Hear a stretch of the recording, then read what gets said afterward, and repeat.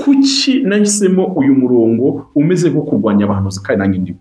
Niba umuntu akora amahano ku karubanda, reka mvuge ngo Pamfile, niba Pamfile nkoza amahano ku karubanda ukabibona ntugire icyo umbwira kandi ukamira ngo urankunda, uri urankurura kurimbuka, ni uko nguko ADPR yapfuye. Mba nyivuga cyane ko ari itorero ryanjye. Abapasiteri bagiye bakora ibyaha bito bito, abadiyakoni bakabahishira, birashyira bya biragwira. Ni nk'uwagenda acana umwotsi mo hano muri iki cyumba ndimo, uko umwotsi uri ngende wiyongera uri unasohoka ugere hanze. Byageze igihe abakristo babona byaha byaramaze kuba umurengera, cyaramaze kuba umurengera. Ni nacyo kintu bura mwari mukoze. Uramutse ufashe korali yawe ugafata n'abavuga butumwa beza mukajya kwa Pamfile mu rugo mugakora ikiriyo mukabwiriza abantu, no guterura intumbi ya Pamfile mugakwita mu isano ko mukajyana mu rusengero aho abantu bayice bazaniye. Umuntu wese kuri uvuga ukuri yakubwira ko abantu benshi baraza mu rugo kwa Pamfile ku kiriyo kutwo baza mu rusengero, hanyuma mwazanye ibyo kuzana imirambo mu rusengero mubikuye. Iyo abantu bajya kuba abanyakuri bari gucalenginga iki kintu. Ndacyabisubiramo, ni muntu acunga neza ubu buhanuzi buba n'aya mayereko y'abantu ya hato na hato, nayo gutuma abantu banga ijuru, na cyane ko iryo juru rigoye ku Kristo kuruta umupagani. Kuko none se niba Israel utazitambuka, niba izo nkiko utazicamo, n'ubundi mwareka twikorera ibyaha ko n'ababikora babibanejeje. Commentaire nake nizanavuga ati urakoze Pamfile, uri umukozi w'Imana. Ntabwo kumira ko n'umukozi w'Imana ibyo bingiraho. Oya, twari twaguye, njyewe nari naguye, mbona uwa mbere nari naguye, njyewe nari navuye no gukizwa na nabiretse, njyewe nari niyakiriye nk'umwana wo kurimbuka, njyewe iryo juru nari narihebye. Commentaire zingana gutya. Ni bangahe baciye box ngo banyereke ko nayobye? Ku kiganiro mwakibonye kwa mbere, ikindi mukakibona kwa kabiri, ikindi mukakibona kwa gatatu, ikindi mukakibona kwa kane, ikindi mukakibona kwa gatanu, ikindi mukakibona kwa gatandatu. Ko mutigeze muzi ni box kandi benshi mu inshuti zanyu ngo mumbwire muti mwene data wavangiwe, Satani yaguteye. Muzi uburemere bw'ikosa mwakoze buriya? Ni narya ya madini yacu yagiye akora. Ndashaka gusobanura muri iki kiganiro ikintu cyitwa ubuyobe cyangwa se kuyoba no kuvangirwa bitandukanira. Mu nyumve neza, hari igihe abantu banga guhamya ukuri bigakurura ubuyobe buteye ubwoba.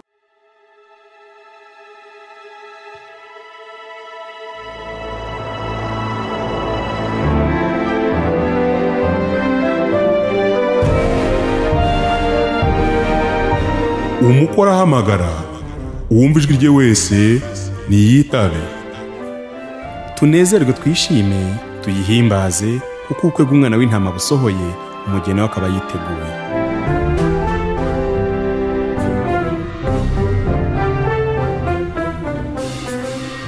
Nitusageze Pamfile, igize umugisha kugaruka kuri izi kamera. Imana impaye icyo kuvuga. Ntabwo umuntu ashaka kumva ko ari umugisha. Aha ushobora kumva buri munsi ubona ibiganiro, kumva ijwi ryanjye ndavuga, ariko nanjye mfata igihe cyo gusenga mbwira Imana nti bitavuga iki. Ariko iyo Imana impaye amahirwe kugira ngo nicara aha, ndabizi mu bantu badukurikirana abantu ashaka kumufata igihe kinini cyo gusenga mbwira Imana ati Imana nanjye uzampana ho kuvugira, nanjye wazampaye ari amahirwe. Hanyuma niba abantu bashaka gufata umwanya bakiriza ubusa bagasenga, basengera kugira ngo babashe kubona opportunity yo kuvuga ubutumwa bwiza kandi bo bufite, ahubwo babura ahantu bavugira, hanyuma ngiye Imana ikabihampaye, ibyo bintu byo gushimira Imana. Ni munyemerere mbanze nsenge, kandi niba ngiye gusenga nawe ukwiye gusenga kugira ngo iki cye kuba ikiganiro gisanzwe. Ntabwo twe dukora ibiganiro, ntabwo ari show dukora mu biganiro byo kunezeza no kwishima n'ibirori n'ibintu biraho ngaho. Twe tuvuga ubutumwa bwiza. Ni nayo mpamvu dukwiriye gusengerana, niyo mpamvu nsenga ngiye gutangira, kandi na mpamvu nawe ukwiye gusenga ugiye gutangira kubwumva, kugira ngo umwuka w'Imana guhishurire ibyo ukwiriye gufatamo n'ibyo ukwiriye kureka.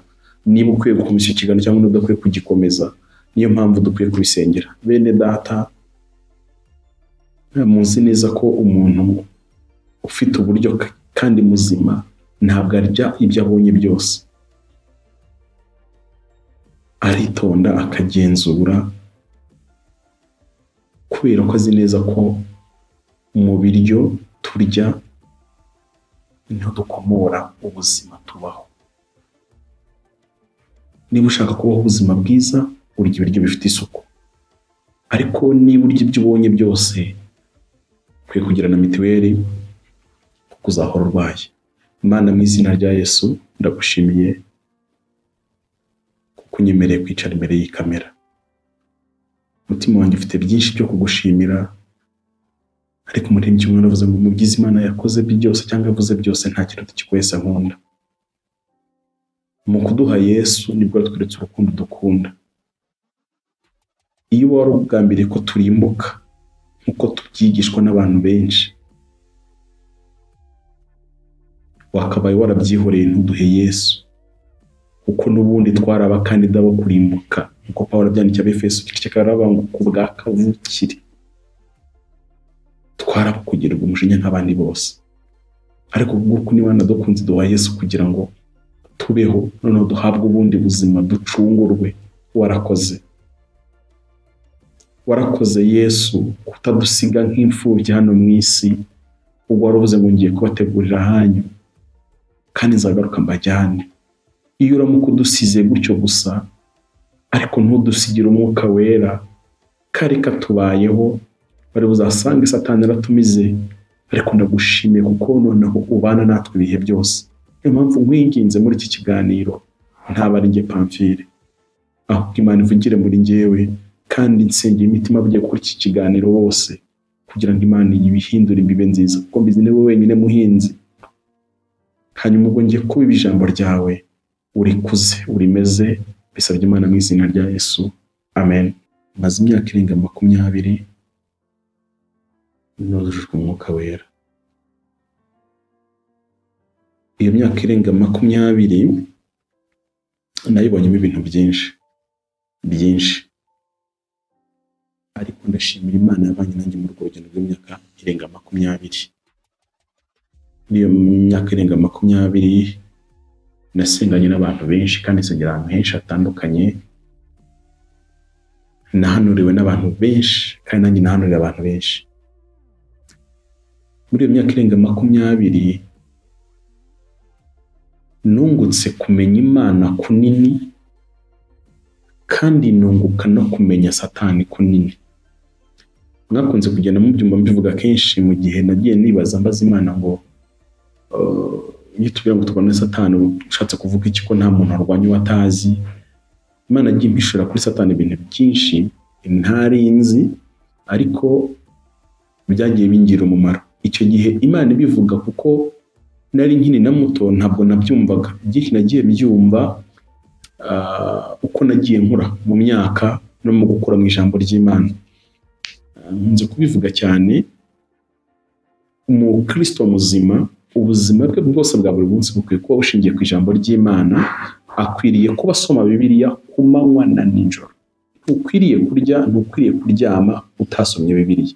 Iyo umaze gusoma Bibiliya inshuro ya mbere ukayirangiza, ukayisoma inshuro ya kabiri ukayirangiza, noneho inshuro ya gatatu n'izindi zikurikiyeho nibwo utangira kuyiga. Kwiga Bibiliya ni iki? Noneho no kwiga amatopiki runaka, noneho ukaba wahuza inkuru zo mu Itangiriro n'izo muri Matayo, ukaba wahuza izo mu Barewi n'izo mu Byahishuwe, gutyo kuburyo ushobora kuvuga atari kundi kwizera Bibiliya twigisha kumeze gute, ukaguhera mu Itangiriro. Ariko iyo uri gusoma Bibiliya ku nshuro ya mbere uyisoma gutyo, ukabyumva, kumva concept ibintu bivugwamo. N'inshuro ya kabiri, inshuro ya gatatu, noneho nibwo utangira kugenda wiga. Sinzi aho wogejeje usoma ku nshuro ya kangahe. Ibyo bintu biragukuza. Bibiliya ivuga neza ko ibi byanditswe byera niwo mutsima w'ubugingo. Mu yandi magambo, niwo mutsima utera ubugingo cyangwa utunga ubugingo bwacu, kandi bikaba n'amazi amara inyota mu bugingo. Inyota Bibiliya ibivuga tugira ni Bibiliya ibyivugira, ni inyota y'ibyaha. Iyo umuntu afite inyota y'ibyaha runaka, Bibiliya niyo yonyine ibimumara, cyangwa se ijambo ry'Imana.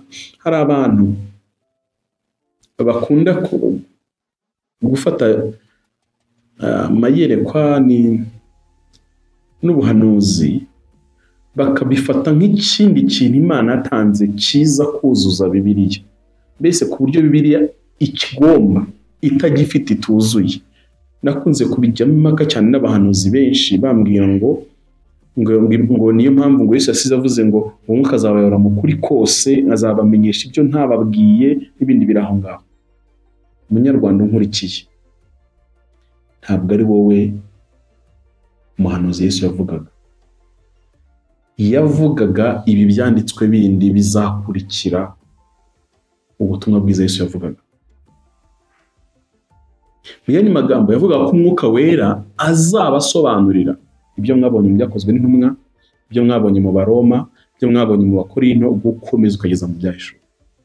Ntabwo yavugaga ko Pamfili w'umunyarwanda Umwuka Wera azamuhishurira ibintu itorero ryagenderaho. Nawe ibaza ibintu hishura muri 2024, hanyuma se abantu babayeho mu ijana babayeho bate kandi igishirwa ryari ryaritaraba?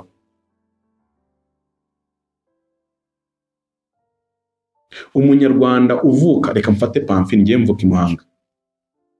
Umunyarwanda Pamfili uvuka i Muhanga, Imana imuhaye ihishurirwa itorero ugomba kugenderaho. Pamfili mu myaka yanjye 40 mfite, abantu bapfuye mbere y'uko mbaho bayorwaga n'iki?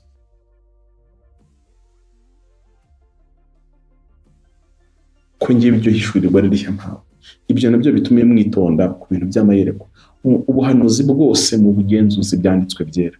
Ntago Bibiliya ikeneye ko Pamfili ngire irindi hishurirwa ngira rigomba kuza kuzuza Bibiliya.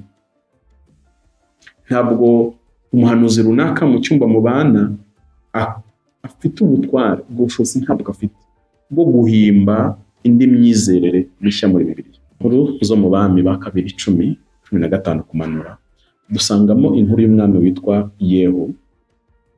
Imana yaramwimikiye kugira ngo ayobore, hanyuma yica abantu bo mu nzu ya Ahabu bose, akomeza n'i Samariya naho arabica. Agira ikibazo kimeze gutya, aravuga ngo ko ngomba kwica abantu zose babayare nk'abamara mu gihugu. Ndabigenza gute? Ndabidentifyinga gute? Ndabamenya gute? Na cyane ko ni mushya muri ibyo bintu by'ubwami, ntabwo avuka mu muryango w'umwami ngo abe nibuza bazi. Yari mushya Imana ihaye ingoma.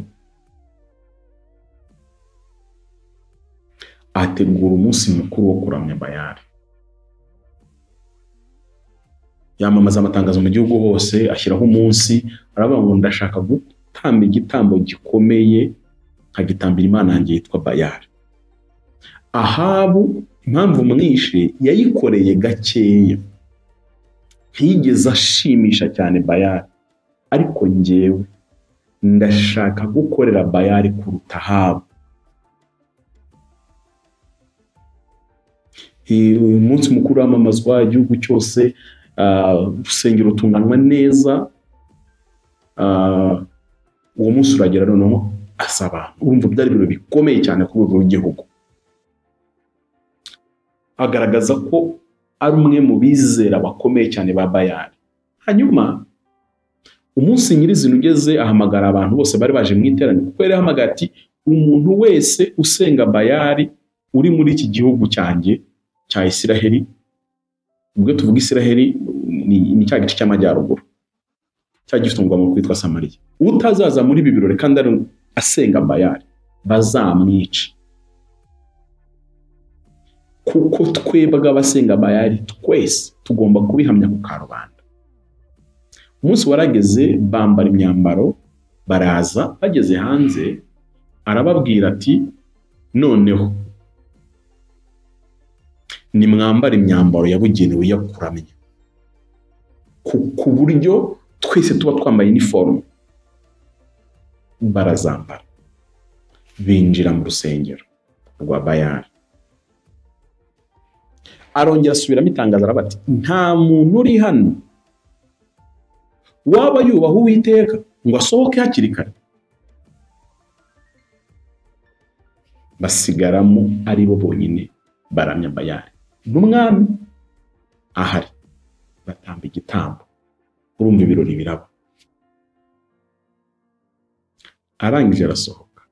Mujya mubona ko umupasiteri ashobora gusohoka mu materaniro ntimukomeje guhimbaza. We yasohotse kumbi yasize abasirikare 80 hanze. Arabwira ngo nimukinge ntihagire n'umwe urokoka hano bose mu bice. Uko niko Ahabu yishe abahanuzi bose ba Bayali n'abasengaga Bayali bose.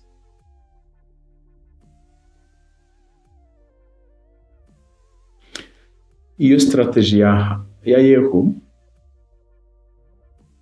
yaranejeje kandi cyane. Iyo dusomye mu isezerano rishya dusanga Yesu yarakundaga kujya mu masinagogi. Amasinagogi ni insengero nkuko twabivuga nk'uyu munsi, ariko ndi byari amashuri ariko ntabwo ari amashuri nka classes zisanzwe, kuko bo bagiraga urusengero rumwe rukuru bateraniramo, ariko bakagira n'udusengero dutoya ariko twitwa amashuri cyangwa sinagogi. Nicyo bivuze bajyamo kwiga ijambo ry'Imana. Aho niho Yesu yashobora kubona abayuda kwanga baganiriza, yinjiragamo. Muzasanga ubuzima bw'intumwa byose mu byakozwe n'uko bibiri bigaragaza ahantu bajyaga hose bajyaga mu masinagogi, kuko niho honyine bari bubone abantu bafite gahunda yo gusenga kugira ngo babwirize. Bundi abandi bababwirizaga bisanzwe, ariko buri sabato bajyaga mu masinagogi. Bwabaga nimuramuka mukurikira inyisho za Pawulo mu byakozwe n'uko bibiri bivuga, ntabwo yazaga ngo abwirize, ahubwo yazaga gucalenjinga, yazaga kujya impaka. Ntabwo yazaga bati nategwa ikibwiriza kivuga gutya na gutya. Yari amatopic ba debating aho kugira ngo abemeze ko Yesu ari Kristo. Kuko ibi n'abarokore ntabwo tuzi kubitandukanya. Tuvuga ngo Yesu Kristo, ariko ntabwo tuzi gutandukanya Yesu na Kristo. Kuko Yesu ni izina, ariko Kristo ni titre, ni position afite. Njya nibuka igihe kimwe mbaza Imana, reka kujya muri gereko ryose, ariko mbabwira ikintu kimwe. Imana namye ngo umuntu uba muri bibi atarabangiwe ni Yesu wenyine. Ibyo bintu numvishe binkanze, arafeye tamera nk'ufesi impapuro zose muri Bibiliya, koka akagenda nyereka buri muntu wese uri muri Bibiliya n'ahantu agiye avangirwa. Kuvangirwa ni ikintu kiri normal. Ikibazo gikomeye no kuyoba. Ni nayo mpamvu muzi ikiganiro ndashaka by'umwihariko gusobanura kuvangirwa no kuyoba, ahantu bihurira n'ahantu bitandukanira, n'ingaruka buri cyose kizana ku buzima bw'umuntu. Ntabwo ari igitangaza ko Pamfili navangirwa gahanura ibintu by'ibinyoma. Ntabwo ari igitangaza. Nta nubwo kwiriye guhita unca ngo uvuge ngo Pamfili umuhanuzi w'ibinyoma. Oya, ntabwo kuba mvangiwe gusa bigira umuhanuzi w'ibinyoma, ahubwo kuyoba nibyo bigira umuhanuzi w'ibinyoma. Ndashaka kubisobanura. Icyo nicyo cyatumye rero nakira bira biganiro, hakora step ya mbere, niya kabiri, niya gatatu, niya kane, niya gatanu, na gatandatu, bigakomeza byose. Bwari uburyo bwo kugira ngo ibi bintu bibe clear, abantu babyumve. Abantu mwese mwakurikiye ikiganiro cya mbere cya Damiye, abenshi mwumvaga rukuri. Kuko iyo ibinyoma bivugwa, ntabwo 100% bibe exposed. Ibi binyoma byo mu mwuka cyangwa byo mu bukristo, ntabwo buri gihe biza 100% kugaragaza ko ari ibinyoma. Bibanza kuzana ukuri kwinshi kurimo amacenga, ku buryo kakantu gato kagenda kabaho, ariko kari buze kugukurura gashituka wagiye. Ucyumva ibintu bya bariyeri ya mbere, ucyumva ibyaha nuko ubutumwa buvuga byo kwihana ibyaha, wakumva ari ibintu byoroshye, wakumva ari ibintu kuko Imana yavuze. Kuko Yesu ni wa mugani Satani afite iyihe nyungu mu kubwira abantu ngo bihane ibyaha. Satani yabakurikiye mu iyihe nyungu? Ariko ntabwo muzi inyungu Satani akurikiye mu kubwira abantu ngo bihane ibyaha. Arayifite kandi ni rero twumubitekereza. manze nkubaze, Satani yungukira he iyo afashe indaya, donc abantu bari gusambana akaba expose ku karubanda? Satani burya bayungutse iki? Kuko Satani yanyoheje ngewe Pamfili, yoshya nuno mukobwa turasambana, arangije aca inyuma navuze induru baradufata. Ko twari turi mu murimo mwiza wa Satani, Satani yungukiye he mu kudushyira ku karubanda? Nubasha kumva ubusobanuro cyangwa inyungu Satani aba afite muri icyo kintu, nibwo uri bunumva inyungu Satani aba afite mu kwihana ibyaha kw'abantu. Hari undi mutwaro uremereye yikoreza abantu uyu munsi. Amadini cyangwa se amatorero cyangwa se insengero, reka mvuge insengero nibwo biri bumvikana, ariko ibyo twita itorero uyu munsi buri wese araryumva ukwe. Gusa iyo tuvuga itorero tuba tuvuze abizera Kristo bose, naho iyo tuvuze idini tuba tuvuze abizera ibyo bizera ibyo ari byo byose. Abantu nta bakunda guca inbox akambaza tubwira itandukanye hagati y'itorero n'idini. Idini ni imyizerere iyo ari yo yose, ni abantu bahuriye ku myizerere runaka iyo ari yo yose.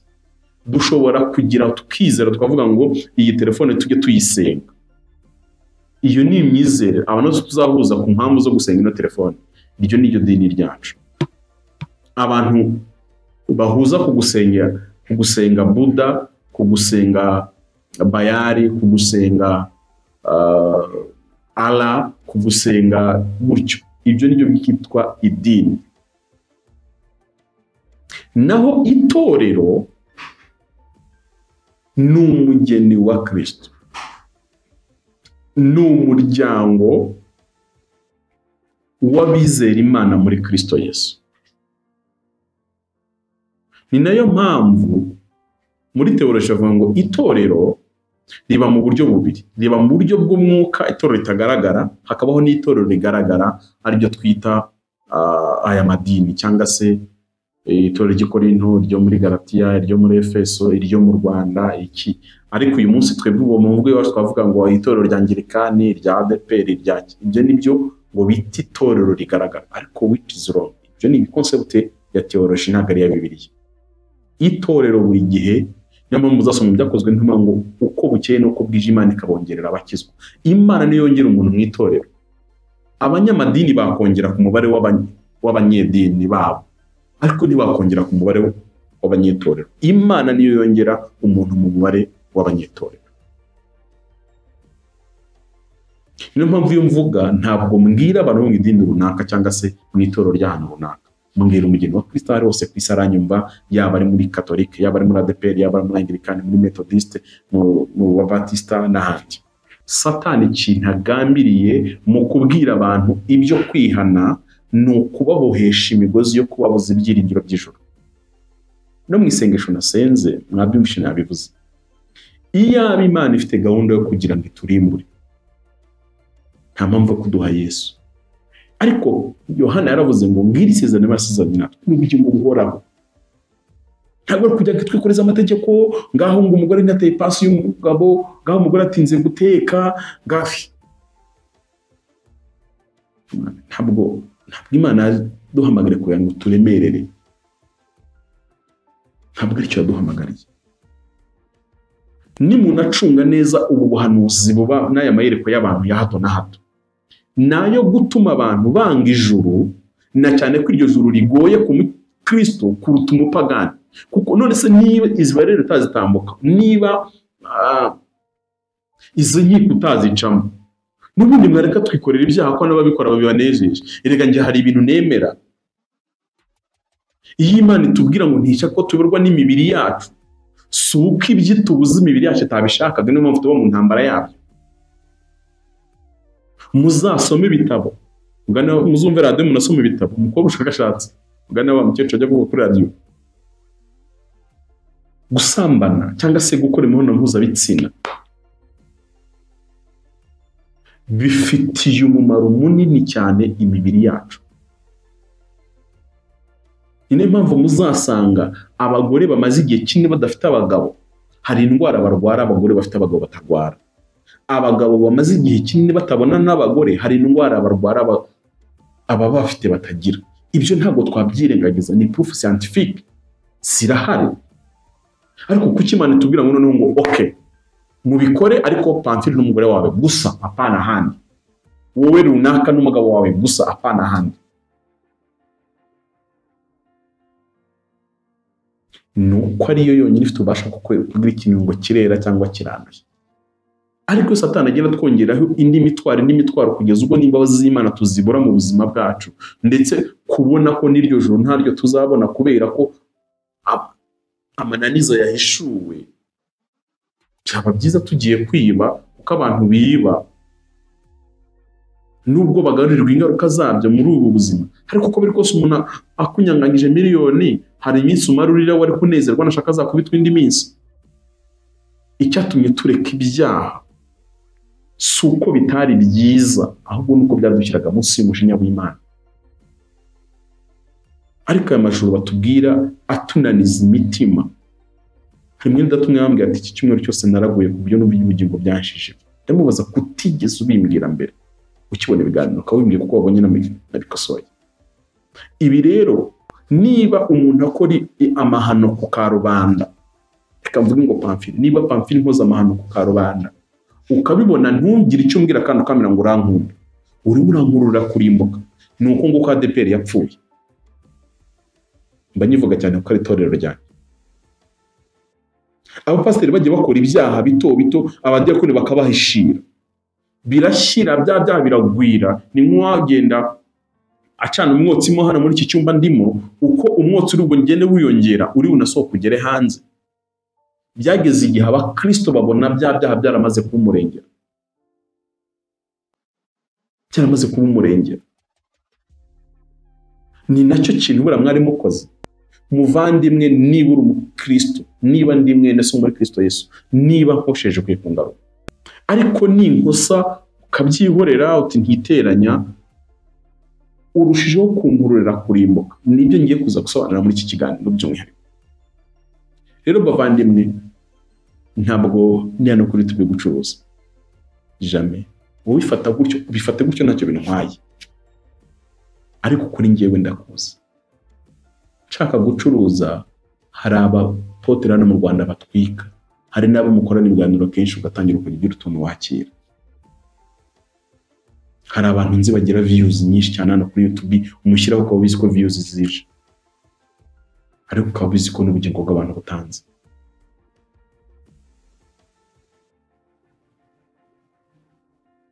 Ntabwo aba bantu mbanga oya,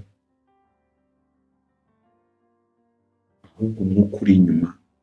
Ubugingo bw'umuntu,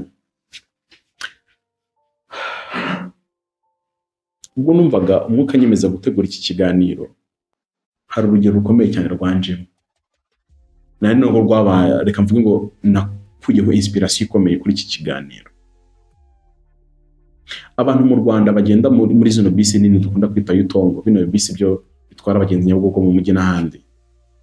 Ni bamwe mu bantu bagenda mu Rwanda mu modoka zifite umutekano, bari safe. Mu myaka mike yamaze i Kigali,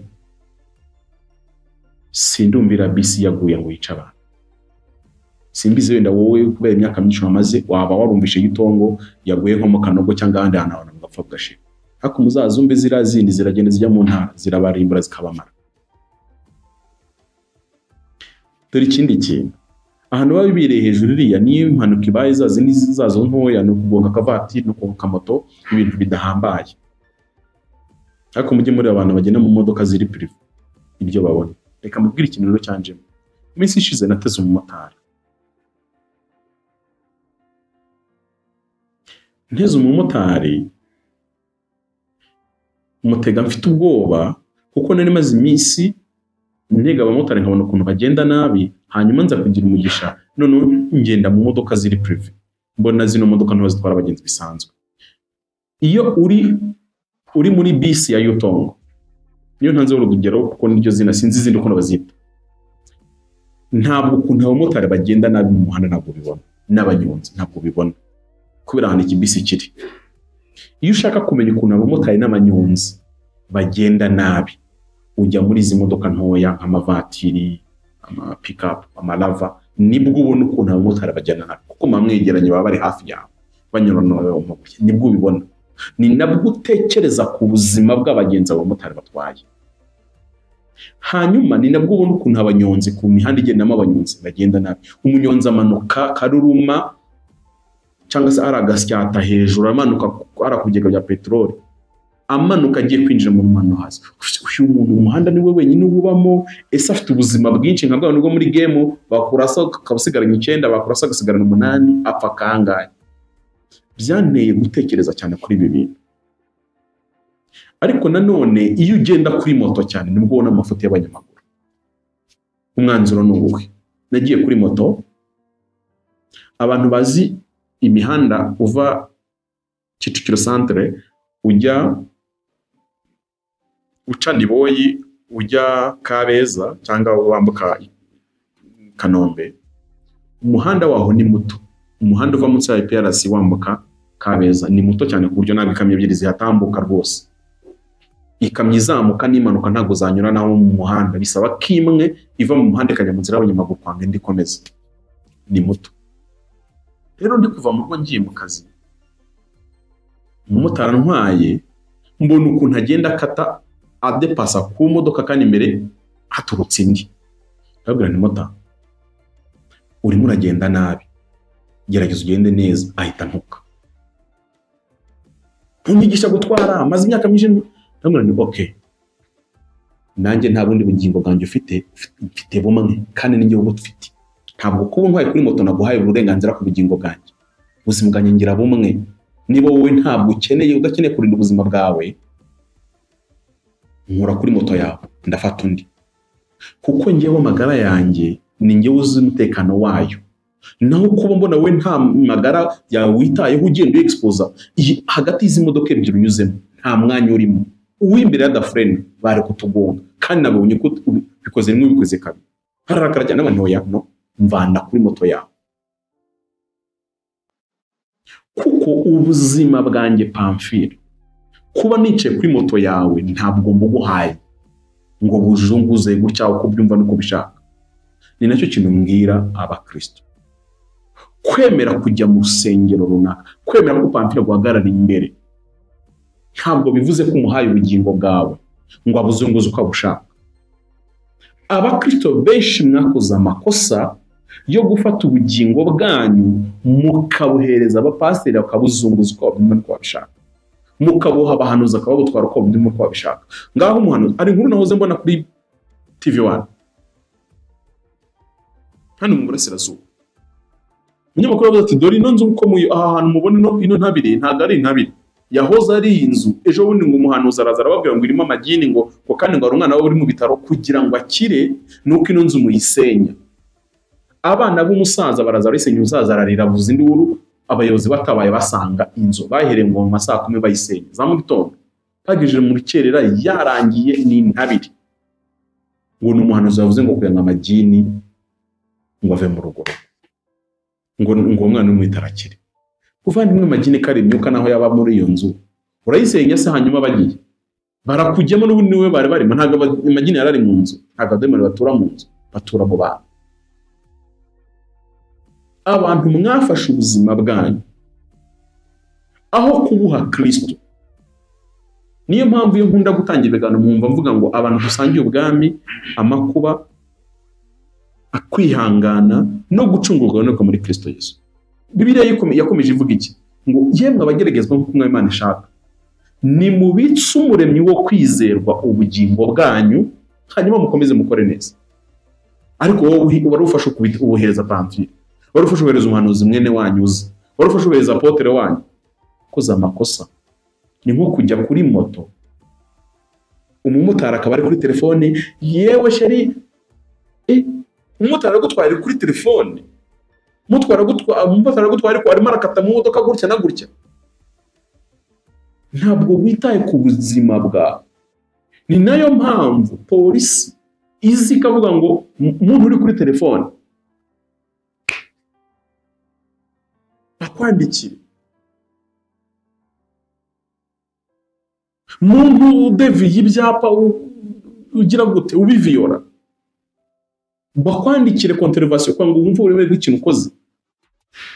Bagenzi bene data tujya mu ijuru, izi moto twicaye uzitwa amadini, ni murebe ikintu zadukoreye. Idini cyangwa se urusengero rwakabaye ari inkambi, ngiye kuvuga mu buryo bw'intambara, yakabaye ari inkambi aho abasirikare bava mu rugamba bagaruka kurekipera imbaraga, bagakarya bakongera agafata ibikoresho bagatanga na raporo ku rugamba rumeze. Nuko insengero zakabaye zimeze, ari na za inkambi ya gisirikare. Mu miyumve gutya urusengero uko rwakabaye rumeze, aho abasirikare ba Pamfili bari kurwana mu misozi, basamu n'undi imbere kuri kamera bari kurwana mu bibaya, n'abandi bajya bagaruka bakicara mbese bagatora bakarefreshinga, bakongera bagatora kabaraga. Nuko urusengero rwakabaye rumera, kuko n'ubundi insengero zakabaye ari aho tujya kwigira, ntabwo ari aho twakabaye tujya kubwiririzwa. Kuko ababwiriza Yesu aravuze mu mujyi mu mahanga yose, twakabaye dusanga abanyabyaha hanze tukababwiriza, tukabazana mu rusengero nk'ishuri bakiga bagakura.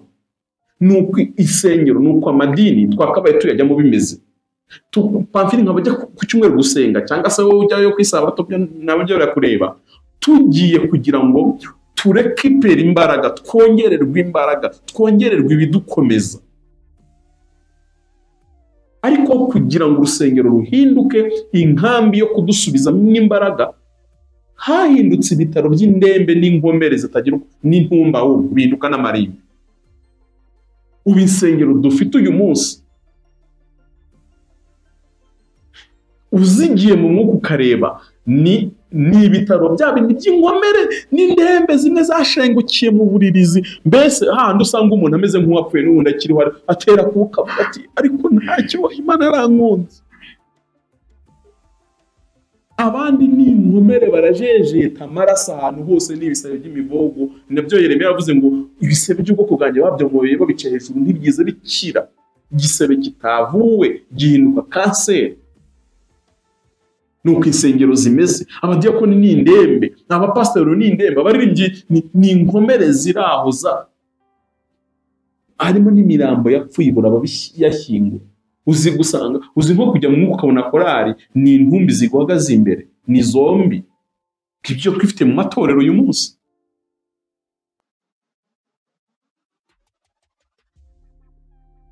Kuki nahisemo uyu murongo umeze nko kurwanya abantu kandi nanjye ndiho? Ntabwo njyewe nihamagaye numve ngo ndashaka ibi bintu, nanjye nabyisanzemo gutya. Mbivugiye iki?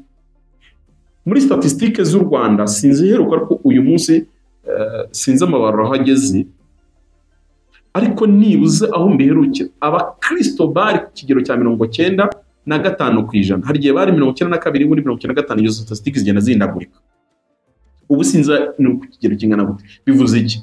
Bivuze ngo iyo ubonye abanyarwanda 100, nibuze muri bo 95 bumvisha ubutumwa bwiza. Niyo mpamvu bitwa ba John, ba Petero, ba Pamfili, ba Samuel, ba Claude, nayo mazina twitwa, ba Garase, ba Christine, nayo mazina twitwa. Ni ikimenyetso cy'uko 95 by'abanyarwanda ku 100 bumvisha ubutumwa bwiza. Ni iki cyatumye tuba dufite abanyabyaha bangana gutya? Ni cyatumye jenoside yakorewe abatutsi bo mu Rwanda kandi dufite abanyarwanda b'abakristo bingana kuri. Muri teoloji cyane abanyarwanda bize teoloji, ndavuga abapasiteri benshi bari mu Rwanda, iyo bakubwiye gutyo bahita bakubwira ngo abamisiyoneri batuzaniye ubutumwa bwiza, ngo ntago ari ubutumwa bwiza bw'abagendaga, ngo batuzanyemo n'ibindi bintu. Murababeshya. Kuko iyo bibyo kubibyo ntago nari kumenya ubutumwa bwiza nawe ntari kumenya, ahubwo ikosa ryakozwe. Niryo nshaka gusobanura uyu munsi. Nimusoma inzandiko zose z'ubutumwa bwiza muri biriya dufite mu Isezerano Rishya, kuva muri mu Baroma gusoza kugeza mu Byahishura, ntabwo zandikiwe abapagani, zose zandikiwe abakristo, zandikiwe abanyetorero.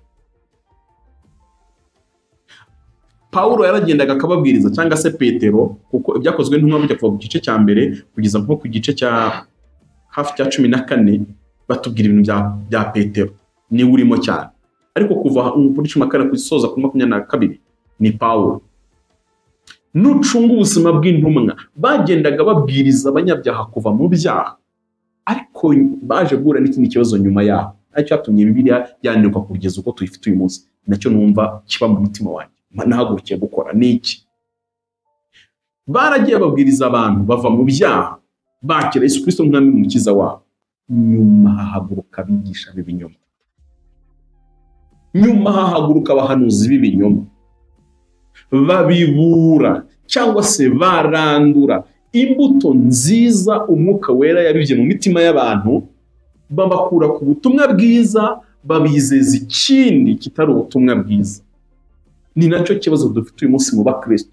Umuntu aravuga ati njyewe hari umunsi umwe nihanye mva mu byaha, ndizera ndakizwa ndabatizwa ngira gute, ariko uyu munsi niki gitumye Pamfili mbayeho umupfumu kandi narakijijwe? Niba abigisha b'ibinyoma, niba abahanuzi b'ibinyoma. Ndashaka gusobanura muri iki kiganiro ikintu cyitwa ubuyobe cyangwa se kuyoba no kuvangirwa bitandukanira. Muri 2007 Imana yigeze yampamagara ambwira ngo ndashaka gusobanura ubuyobe n'ivangirwa. Hari mutoya, ntabwo hari ibintu ubu utashobora kubwira umuntu ngo abyumve kugeza umunsi imyaka 20 kuko ntaragera 20 icyo gihe. Kubwira umuntu ngo hari Imana ivuze ngo ndashaka gusobanura ubuyobe n'iki, ubwo Imana yambwiye gute? Yarambwiye ngo ubuyobe nishirwa rinini, ntabwo none nasobanura ngo muzabyumve. Ndashaka kurivuga uduce kugira ngo nibimuze kubyumva byose. Yari maze kunsobanurira uko muri Bibiliya nta muntu n'umwe uhari umwe utaravangiwe usibye Yesu we. Kuko icyo gihe nabaje Imana, urabona ukuntu bayireba ari abakiranutsi, urabona ukuntu ba Pawulo, urabona ukuntu ba Yohana Umubatiza, urabona ukuntu ba Petero, urabona, ariko ngenda mpambaga reference biblique z'ahantu bose bajya babanyura, kandi ryari yerekwa rinini ryabayeho igihe kimwe. Mutekereze kuri Eliya amaze kwica abahanuzi ba Bayali, agahunga Yezebeli, yagambiriye kwiyahura, yifuza kwiyahura. Ibyo ni ivangirwa. N'undi mwuka umwinjiyemo, umwuka wo kwiyahura cyangwa kwiyica cyangwa kwica, umwuka wa Satani. Nagenda bahingiro nyinshi icyo nashaka, ariko Imana aje kumbwira nsanga ni Yesu wenyine utaravangiwe. Irambwira ngo iyo yireba ubuyobe no kuvangirwa ibifata muri ubu buryo bubiri bworoshye twe nk'abantu twakumvamo. Umuntu wavangiwe ni nko kuvunika akaboko, kuvangirwa ni nko kuvunika urugingo runaka, urugero akaboko. Umuntu uvunitse akaboko aba afite amahirwe yuko yakungwa akaboko kakagumaho kagasubira mu buzima busanzwe, cyangwa naho katasubira mu buzima busanzwe ariko uyu muntu aba ariho ntago abapfuye. Ibyo nibyo ngiye Imana ambwiye ngo ndabisobanura mu buzima pratique yiwanyu ko mubyumva. Iyo Imana ibona Pamfili navangiwe, ni nkuko twakubitana wowe mbona navunitse. Kuba mvunitse bishoboka ko imvune nagize byakungwa ngasubira mu buzima busanzwe akabukanika gakira, cyangwa se nkagendanira ko nkabana n'ubumuga ariko ndiho simvuye. Ariko ubumuga nanone bukomeje kwiyagrava ushaka kuzamurura urupfu nyuma. Ariko irambwira ngo ubuyobe cyangwa umuyobe, irambwira ngo ni nk'uriya muntu nagiye kubona mbona n'umuntu aguye mu kirobo kinini ahita aturika umugongo. Yaturitse umugongo kuri rwa rwego amagufwa y'urutirigongo atandukana. Ko nandi mwire irambwira ngo dore umuntu uyobye ngo kuri ko tumubona. Yaguye mu cyobo amera nk'ugushije umugongo, ariko mpita mbona amagufwa y'umugongo araturitse. Imana irambwira ngo umuyobe ni kuri twebwe tumubona. Imana irambwira ngo umuntu uvunitse umugongo aba afite amahirwe make cyane mu buzima yo kubaho, mu gihe umuntu wavunitse akaboko aracyafite amahirwe menshi yo gukomeza ubuzima bwawe. Ariko umuntu uvunitse umugongo aba afite amahirwe make cyane yo kubaho. Mu yandi magambo, aba ari umupfu uri aho ngaho utegereje urupfu pe. Ibi bintu byanteye ubwoba, mbona ko aho kugira ngo umunyamasengesho cyangwa se uwo twita umunyamwuka ayobe, yagwa mu byaha bya bindi bikomeye mwumva mutinya, akabigwamo aho kugira ngo ayobe. Kubera iki? Pamfile ubu ndamutse naguye mu cyaha icyo ari cyo cyose, wenda bimwe bimva ngo bikomeye, ngo yishingiye, ngo yasambanye, ngo yibye aragufata avuza indiruka rubanda, bene ibyo byaha mwumva bikomeye. Umukristo wese waza kunsura ambwira ati Pamfile wishingiye mukozi w'Imana, waguye mu byaha by'ubusambanyi, Imana ikubabarire, ariko urukundo rw'Imana cyagukunda wagaruka ukihana. Icyo gihe Pamfile naba mbyumva ko hari fact. None se nyine ndabihakana nte ko nasambanye umugore nkaba mufite, ko nateye inda umwana akaba hari, ko nibyo bakaba bamfashe, ko neskurotse ka byagenze gute? Icyo gihe uyu muntu afite amahirwe menshi yo kumubwiriza ubutumwa bwiza akagaruka. Ariko umuntu wayobye nta kintu upfa kumukorera ngo bikunde, kuko iteka ryose umuntu wayobye, ubwo buyobe bwe nibwo kuri we, aba yumva ari mu kuri. Hanyuma rero kumuzanira ukundi kuri ntabwo akwemera.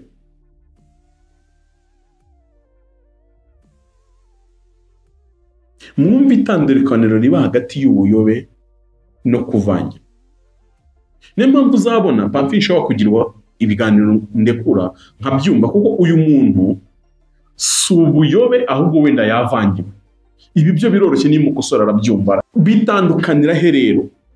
Umuntu wavangiwe, tubyumve neza, ni umuntu wari ufite ifu y'ubugari, ifu y'imyumbati, ukazanamo amasaka ugashyiramo. Icyo gihe uvanze yafu.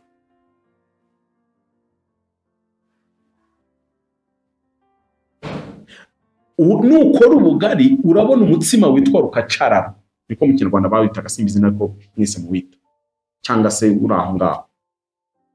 Bitandukanye n'umuntu watetse pate jaune akakwemeza ukuntu ari ubugari bw'imyumbati.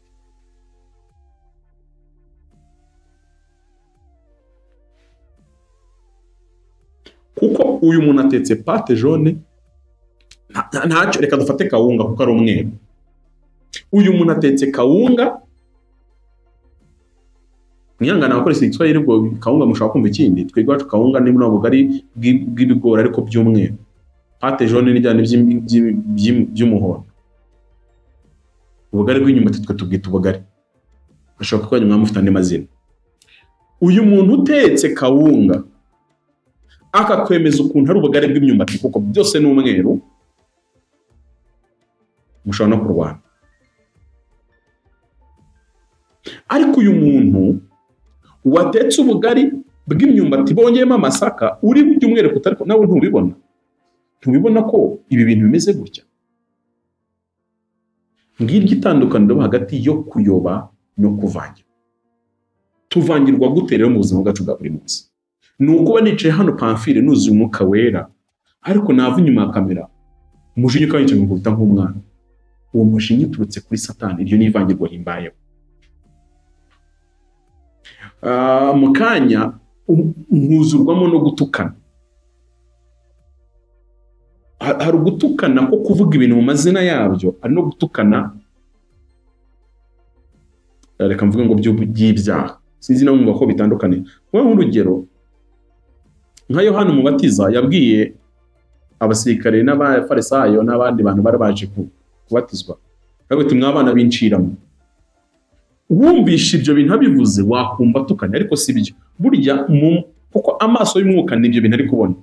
Kubera icyo bita abana b'inshira, nuko n'abanyabyaha babyakiriye. Iyo nzoka abona ni ya yindi yitwa Satani, hanyuma arababona nk'abana b'inzoka. Nibyo Yesu asobanura.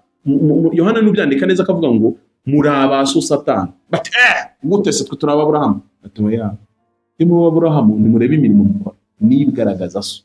Kuko no mu rwandiko Yohana yanditse mu zandiko 3 kinakomeza aravuga ngo abana bitandukanye hagati y'abana b'Imana n'aba Satani. Aravuga ngo ukora ibyiza n'uw'Imana, ukora ibibi n'uwa Satani. C'est tout. Imirimo dukora rero igaragaza papa. Nyuma mu Kinyarwanda bavuga ngo imfura na se barangana. Maraho mwamfura mwe, uri imfura yande bwo kuri imfura ari kuri imfura yande. Ibyo nibyo byitwa kuvangira. Ni ukuba nahawe ubutumwa nkanongererwa n'ubundi. Reka mba urugero muri icyo gihe cy'amuvangirwa, Imana nyigisha cy'amuvangirwa no kuyoba. Yarambwiye ngo iyo umuntu ari mu mwuka ari guhanura, kuno abantu babaye mu byumba barabyumva, kuno tuba turi gusenga bamfira gatajya mu kati mwumva uko Uwiteka avuze. Imana arambwiye ngo dore ukuntu bigenda.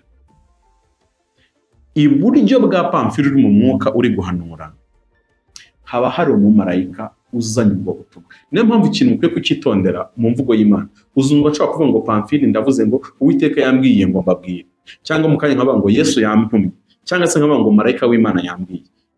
Kubera iki? Bisobanuye iki?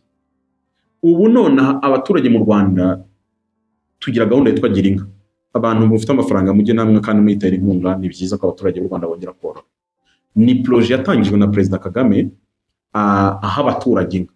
Ariko Pamfili wibwira Njwiri n'ahandi ntaziranye na Perezida Kagame gutya amaso ku maso, ariko yahawe inka muri gahunda y'inka ayihabwa na Perezida. Niyo mpamvu najya kuregera Perezida bati Perezida yanka wampaye, nyamara umuturage na Perezida ntibaziranye. Ahubwo byagenze Perezida yicishije mu nzego zibishinzwe irashyikira kuri wabo, ariko turutse kwa Perezida. Niyo mpamvu uzumva bivuga ngo marayika w'Uwiteka, marayika w'Imana nambwira, cyangwa se nyiragute. Ni ukuvuga ngo ibyo marayika mbwiye mvuze ngo ni Imana ibimbwiye, nta cyaha nkoze, nta kosa nkoze. Kuko n'ubundi marayika ntamaye ubutumwa bwe, amaye ubutumwa bw'uwamutumye. Murabizi ko iposita ntiyandikira umuntu mu buryo busanzwe, ahubwo ibaruwa ziva iyo zavuye zigaca mu iposita ikazigezaho. Ntabwo ari iposita rero yanyandikiye ako kanya. Marayika ni nacyo bivuze, ni intumwa nyine. Ni nacyo Yesu ni Imana n'umwe, Yesu niwe Mana mu by'ukuri. Nuko abantu benshi batabyumva ko gusobanura ikintu cya Trinity ni ikintu isomo rinini bisaba ko umuntu nibuze kugira ngo nzare basobanura mu byumva. Nuko tuzaba tugeze ku rwego buri muntu wese ukurikira Bewo akwiye kuba amaze gusoma Bibiliya n'ibuze inshuro 3. Inshuro 2 za mbere nasobanuye ko ari zo gusoma gusa, inshuro ya 3 niyo kuba none atangiye kwanaliza ku ijambo ku rindi. Nibwo usobanura Trinity abantu bakayumva. Ugasobanura ukuntu Yesu ari Imana yahisemo kwambara umubiri w'abantu cyitwa Theophany, ikaza mu isi kugira ngo igeragezwe nkuko natwe tugeragezwa, kuko Yesu arakwiye kuba umutambyi. Uzasoma igitabo cy'Abaheburayo nibwo byumva neza. Ntabwo twari bugira umutambyi rero utababarana natwe, utageragezwa nkatwe, mbese utatwumva, kuko niwe witwa umuhuza. Niwe witwa umuhuza. Uzanyereka ahantu igihugu cya Afrika kijya guhuza ibihugu by'Iburayi. Isobanura ikintu kinini muri politiki se, nyivemo reka nsobanure iki. Ntabwo Imana iyo Yesu aba atari Imana 100%, kandi ngabe n'umuntu 100%, nta kuntu yaba ubuhuza w'abo bantu wizo ebyiri zitandukanye. Niyo mpamvu yaje mu akaba umuntu 100%, akageragezwa nkatwe, agasonza, akababara, agatuka, agakubitwa, akagira gute, ariko akaba ari n'Imana 100%. Ariyo mpamvu akora ibyo yakoraga byose. Niyo mpamvu avuga ngo njye ubugingo bwanjye mutanga ku bwanjye. Intwari za Yuda mujye mwihangana, ibintu mwigisha bitandukanye n'ibyo nigisha, kuko ngendera kuri Bibiliya kandi mufite ibyanyu. Imana arambwira rero ngo iyo umuntu ari mu mwuka marayika bahagaze hano afite ibimse nk'impapuro, ni illustration kugira ngo byumvikane ibi bintu, niko Imana yambwiye. Afite nk'impapuro, hanyuma ngewe Pamfile uri mu mwuka, icyo nkora ni nka rida, icyo ni nka za twatuntu nyine dusoma ibintu gusa, ngewe nicyo nshinzwe. Ngewe rero Pamfile uri hano, marayika narambura urupapuro, ngewe ndasoma nicyo nshinzwe. Ariko ibumoso bwanjye nabwo hahitaza umudayimoni, nawe akazana izindi mpapuro kugira ngo ngewe rida, ngewe usoma ajya anyuzamo n'abatambike mu rwe. Hanyuma bigenda gute kugira ngo Pamfile mbangirwe? Some urwa marayika, nsome n'urwa dayimoni, bigenda gute? Iyo umuntu ari mu mwuka, ibi twita kuba mu mwuka, ubumuntu bwe buba buhari. Ntabwo Pamfile iyo ndi mu mwuka mba nagiye, mba ntahari, mba mpari rwose. Amatwi yanjye aba yumva, amazuru yanjye abakoreramo, mba mpumeka. Ubuzumbera kenshi harimo n'abakoresha imbaraga nyinshi bakahagira, abasimbuka kuko amaguru arahari arakora, abakoma amashyi n'amamuzu kuko arahari, ni umuntu. Bigenda gute? Iteraniro riri hano ryose ryakabaye rihita riba concentre, kuko Imana iri kuvuga, abanyamwuka bari mu iteraniro bagahita bahindukira bakambera amaso kugira ngo bakumire dayimoni nakiriremo urupapuro nawe ngo dusome. Hanyuma abantu bari mu iteraniro bose bagatuza, kuko deranjoma zabo, amajwi yabo arinjira mu matwi yanjye nk'urundi rupapuro rw'abadayimoni.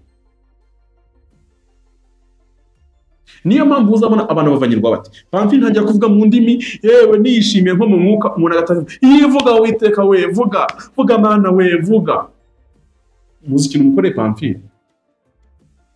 Mumuteye confusion bati, noneho abantu ndabakizwa n'iki? Ni ntavuga ngo Uwiteka aravuze. Icyo gihe rero umuntu mu rupapuro rw'abadayimoni uvuga ngo urahivanute, urahivanute, urahivanute. Ngakora ishoka byose kwa mbivana. None Uwiteka aravuze, nimwumve bana banjye, nababonye nabishimiye baye umugisha. Amen. Sinibanye. None urupapuro rumwe muhaye dayimoni ngamwe, mwebwe mwinjije mu matwi yanjye. Ba bantu narindi kuhanura ndi mu mwuka bimeze neza, umukecuru umwe ari hari yatangiye kuvuga ati, Uwiteka we, nibyo komeza na bya bindi bivuge. Mpita numva ijwi rya Monika, ita nibuka ibibazo Monika avuze. Urumva ikintu Monika akoze? Niwe Satani aciyemo guha urupapuro rwo kugira ngo narwo ndusome. Nawe umukecuru umwana wanjye Monika, ndakuza umuruho wawe, kuko ijwi rye aramvangiye. Ubundi naba ndaho ngaho nkahita numva n'umunyamwuka mugenzi wanjye agati, Uwiteka turakumva, n'aba bantu b'intaso bazi. Nkahita nyamwuka ni namwe mwantasi mwe nimutate mujyana amakuru. Abantu babe mu by'ibyo bimuze mu byumva cyane no kuvangirwa bigiye. Pamfile ngiye koko narindi mu mwuka w'Imana ndi connect. Nasabwaga ngewe ubwanjye kwibera amaso, kuko niba ndi mu mwuka ngomba kwibera amaso. Iki nacyo kitubaho n'igihe dusinziriye, abantu berekwa cyane basinziriye. Ntabwo twibera amaso, niyo mpamvu ubutumwa Imana iguha ubutumwa na Satani akabuguha bwombi bukazana. Kuko aho mu iteraniro babwiye ko umuntu avangirwa kubera we ubwe mind yishaka kumuvangira, kuko nshobora kuba ndi mu mwuka ariko n'ibitekerezo byanjye bikanyibutsa ko Sam ejo bundi yantutse, Sam anapinga atajya yemera. Igitekerezo cyanjye kikaba urwandiko Satani ambwira ati, namwe abapinzi ndaje Uwiteka mbemeze. Kuko Satani anyibukije ko Samweli atajya yemera impano. Satani anyibukije ko ntuza yamvuze, ntuza afite ikibazo, ntuza bimeze gutya gutya. Uko nuko ivangirwa ryinjira mu bantu. Hanyuma iyo uri mu mwuka nanone cyane cyane mu mayerwa ya ninjoro, icyo gihe niwe ugomba kwibera amaso. Niyo mpamvu tugomba gukizwa, ingingo zacu zose zikabimenya, turi conscient cyangwa turi inconscient. Icyo bisobanuye iki? Iyo turi conscient n'igihe ubwonko bwacu buba buri gukora bwategeka. Igihe turi inconscient ni igihe ubwonko bwacu atari gufata ibyemezo, kuko umuntu yasinze ntabwo ubwonko bufata ibyemezo. tugomba gukizwa kugeza ubwo dukizwa turi conscient cyangwa turi inconscient. Niyo mpamvu yicishijwe muzakunda kubona ibyaha tubamo hano mu buzima busanzwe niyo dusinzire nibyo bigaruka. Ari nayo mpamvu muri siyanse y'ubwonko bavuga ko inzozi ni ubwonko bari gusubiza ibintu ku murongo, ariko si byo. Inzozi ni communication duhuza n'isi y'umwuka, kuko abenshi muri bo n'ubundi barota ibyo babamo. Icyo nacyo mukitonde. Ibyo rero urumva niba Pamfili nari nkijwe ariko nkaba ntibereye maso, Imana ikavuga ni naho Satani arivuge, hanyuma nzatanga ubutumwa bubiri, ubw'Imana n'ubwa Satani. Ni mpamvu dukwiye kuba maso bene data. Hanyuma ngiye kwinjira ku kintu cy'ubuyobe noneho bunini bwakuze bukabyara ibindi bintu binini. Nimunyemerere dusome, ngiye gusoma ibyanditswe byera byinshi. Niyo mpamvu nababwiye ngo mushake udukaramu. Ndahera muri Matayo igice cya 7 umurongo kuva kwa 15. Haravuga ngo mwirinde abahanuzi b'ibinyoma bazaho muri basa n'intama ariko imbere ari amasega aryana. Munyumve neza anamagambo yese ari kuvuga.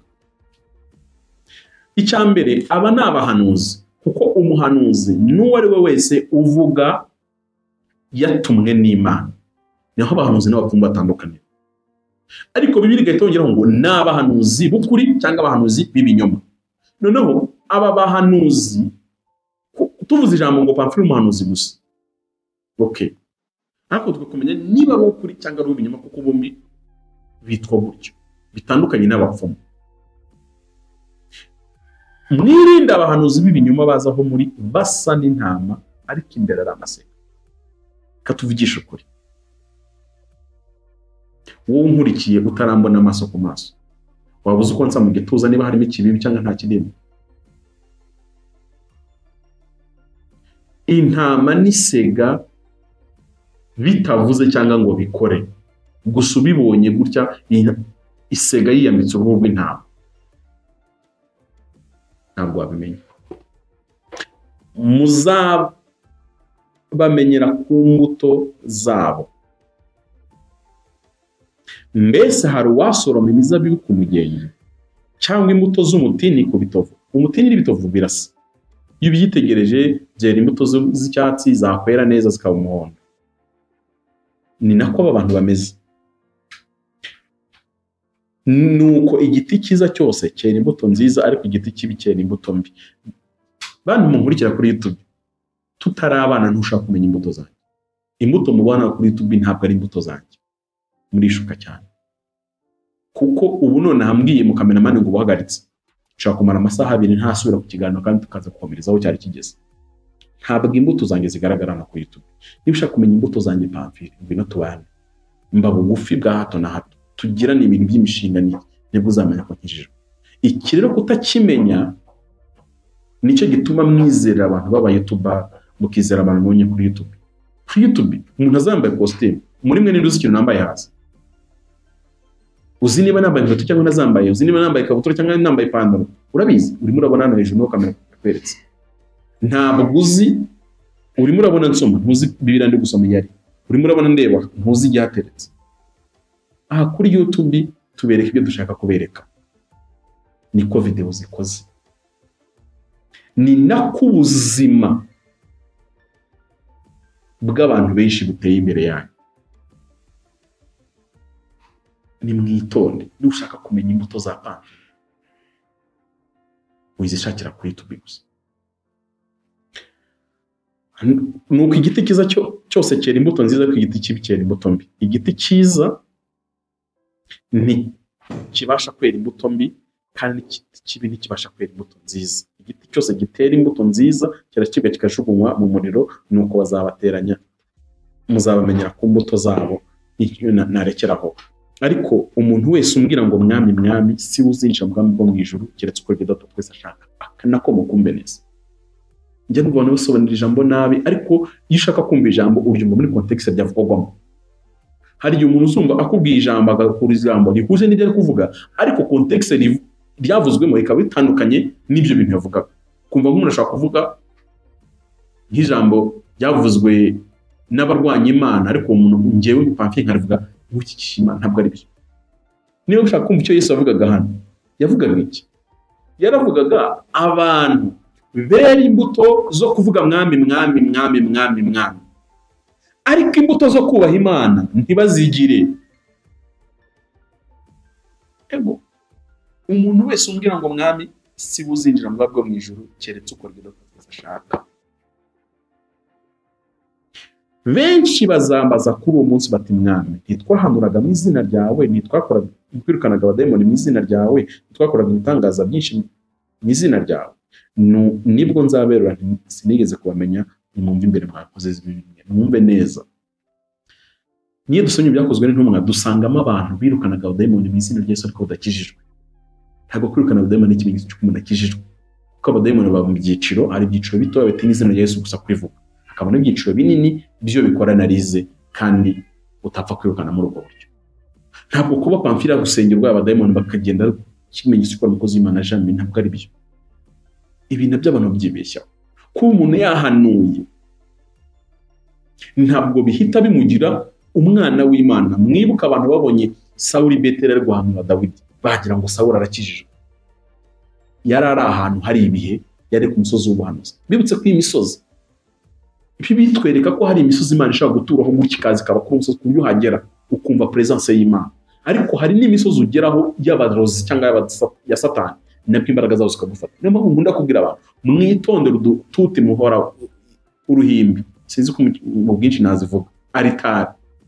Buri ruhimbi rwose mubona mu rusengero rufite imbaraga zirukoreraho, mujye mwitonda. Niyo mpamvu muzabona Kristo benshi, abavuga butumwa benshi bahumanijwe no kuva mu rusengero bajya mu zindi bagenda babwiriza. Ukibaza Pamphile cyamugushije cyamukamuyemo amavuta, ntabwo Pamphile z'uruhimbi ihagazeho.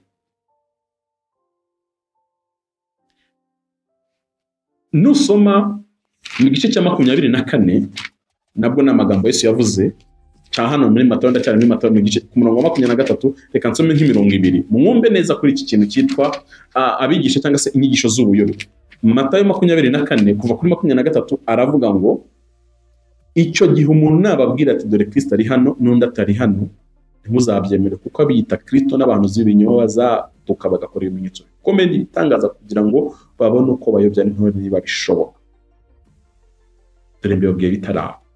Nimutekereze niba Yesu aravuze ngo abahanuzi ibi binyoma bazaza kandi bakora ibintu mu izina rya Yesu, ku buryo intore n'abakristo n'abatoranyijwe, ku buryo n'umwana w'ubugingo yabutakaza akarimbuka. Mwitonde. ADEPR zikavuga ngo Yesu ari hano iwacu muri ADEPR, Angilikani tuwapi Yesu aba hano nibi, Katolike tere Yesu aba iwacu nimuze murebe Yesu aba hano, undi akavutse idini ati nimuze murebe. Barababeshya, ntabwo ari ikibazo cy'amadini atandukanye.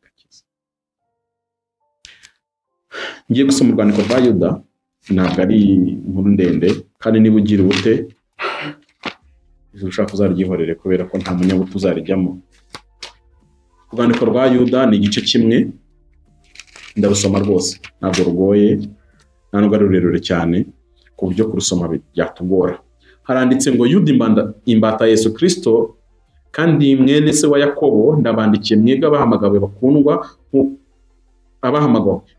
kuko muri mu Mana Data twese mukarindirwa muri Kristo, imbabazi n'amahoro n'urukundo bigwire muri mwe. Mu mutwe w'amagambo mu Kinyarwanda bavuga ngo imbuzi zo kwirinda abatubaha Imana n'abigisha b'ibinyoma. Bakundwa, ubwo nagiraga umwete wo kubandikira iby'agakiza dusangiye, niyumvishemo ko mpaswe no kubahugura kugira ngo mushishikarire kurwanira ibyo kwizera bera bahawe rimwe bikageza iteka ryose. Kuko hariho bamwe baseseye muri mwe rwihishwa, bagenewe kera gucirwaho iteka, n'abantu batubaha Imana, bahindura ubuntu bw'Imana yacu isoni nke, bakihakana Yesu Kristo ari we wenyine databuja n'umwami wacu. Ndashaka kubibutsa nubwo rwose byose hari ubundi mwigeze kubimenya, yuko umwami Imana imaze imaze gukirisha ubwoko bw'Abisirayeli kubakura mu gihugu cya Egiputa, hanyuma irimbura batizeye n'abamarayika batarinze ubutware bwabo, ahubwo bakareka ubuturo bwabo, ibarindira mu minyururu idashira no mu mwijima w'icuraburindi kugira ngo bacirweho iteka ku munsi ukomeye. Kandi ni Sodomu n'i Gomora n'imidugudu yari ihereranye nabo, kuko abaho nabo bitanze bakiha ubusambanyi no kwendana mu buryo imibiri itaremewe. Iyo midugudu yashyiriweho kuba akabarore, ihanwa n'umuriro utazima. Uko niko na ba bandi b'abarosi, mwumve neza. Aha yarari gusobanura atanga ingero z'ingaruka z'inyigisho z'ubuye iyo abantu bayobye ibikurikira ikigiye gukurikira. None hagiye gusobanura by'umwihariko aba bayobye nabaye, cyangwa abantu bafite inyigisho z'ubuyobe nabaye. Umurongo wabona navuga ngo uko niko na ba bandi b'abarosi bonona imibiri yabo. Narose, neretswe, ni bari kuvuga b'abarosi. Icyongereza mwaza gusanga baranditse dreamer, ni abarota. Narose Imana yambwiye mu nzozi. Uko ni nako ba bandi b'abarosi bonona imibiri yabo, bagasuzugura gutegekwa, bagatuka abanyacyubahiro. Aya mayerekwa yabo aza afite ubutware buruta ijambo ry'Imana, nubwo bayatsindirira ibindi mirongo yo muri Bibiliya kugira ngo bihuze n'ibyo bashakaga gusobanura. Umurongo wa 9, nyamara Mikayeli ariwe marayika ukomeye, ubwo yatonganaga na Satani agira impaka nawe, intumbi ya Mose, yahangaye kumucira urubanza amuvuma, ahubwo yaramubwiye ati umwami Imana iguhane. Ariko abo bantu batuka ibyo batazi ndetse n'ibyo bazi. Nyumve neza umwuka w'abanyabinyoma ukuntu uteye. Abakurikiye ikiganiro cyatamutse mu cyumweru gishize ibi barabyumva cyane. Babwirijwe na kamere yabo, barabyiyononesha nk'inyamaswa zitagira ubwenge. Ndashaka mwumva aba bigisha b'ibinyoma ukuntu bameze. Bazabona ishyano uko bagendera mu nzira ya Kayini, bagahomboka birukanka, batirinda, bakiroha mu cyaha cya Baramu, bohejwe n'ikiguzi, bakarimbukira mu bugome bwa Kora. Abo ni intaza. Intaza ni amabuye anyerera cyane aba mu nyanja cyangwa se mu mazi. Intaza niyo mabuye ashinzwe kumenagura ubwato bwose buyagonze, cyangwa se kunyereza ibirenge by'umuntu wese ukandagiye kuri ayo mabuye. Ni iki intaza zimeze.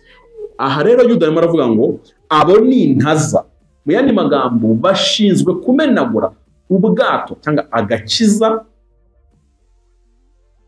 no kuvunagura abantu. Kurikiza inyigisho muraza gusanga ari ibi. Abo ni intaza mu isangira ryanyu ryo gukundana, bagisangira namwe ibyiza, bigaburira badatinya. Bivuze iki? Gusangira kwacu kwabera n'aya maturo dutanga, nuko guhimbaza Imana. Niki? Ku buryo usanga rwose nabo badashaka kubura mu materaniro y'abera. Ariko ni intaza.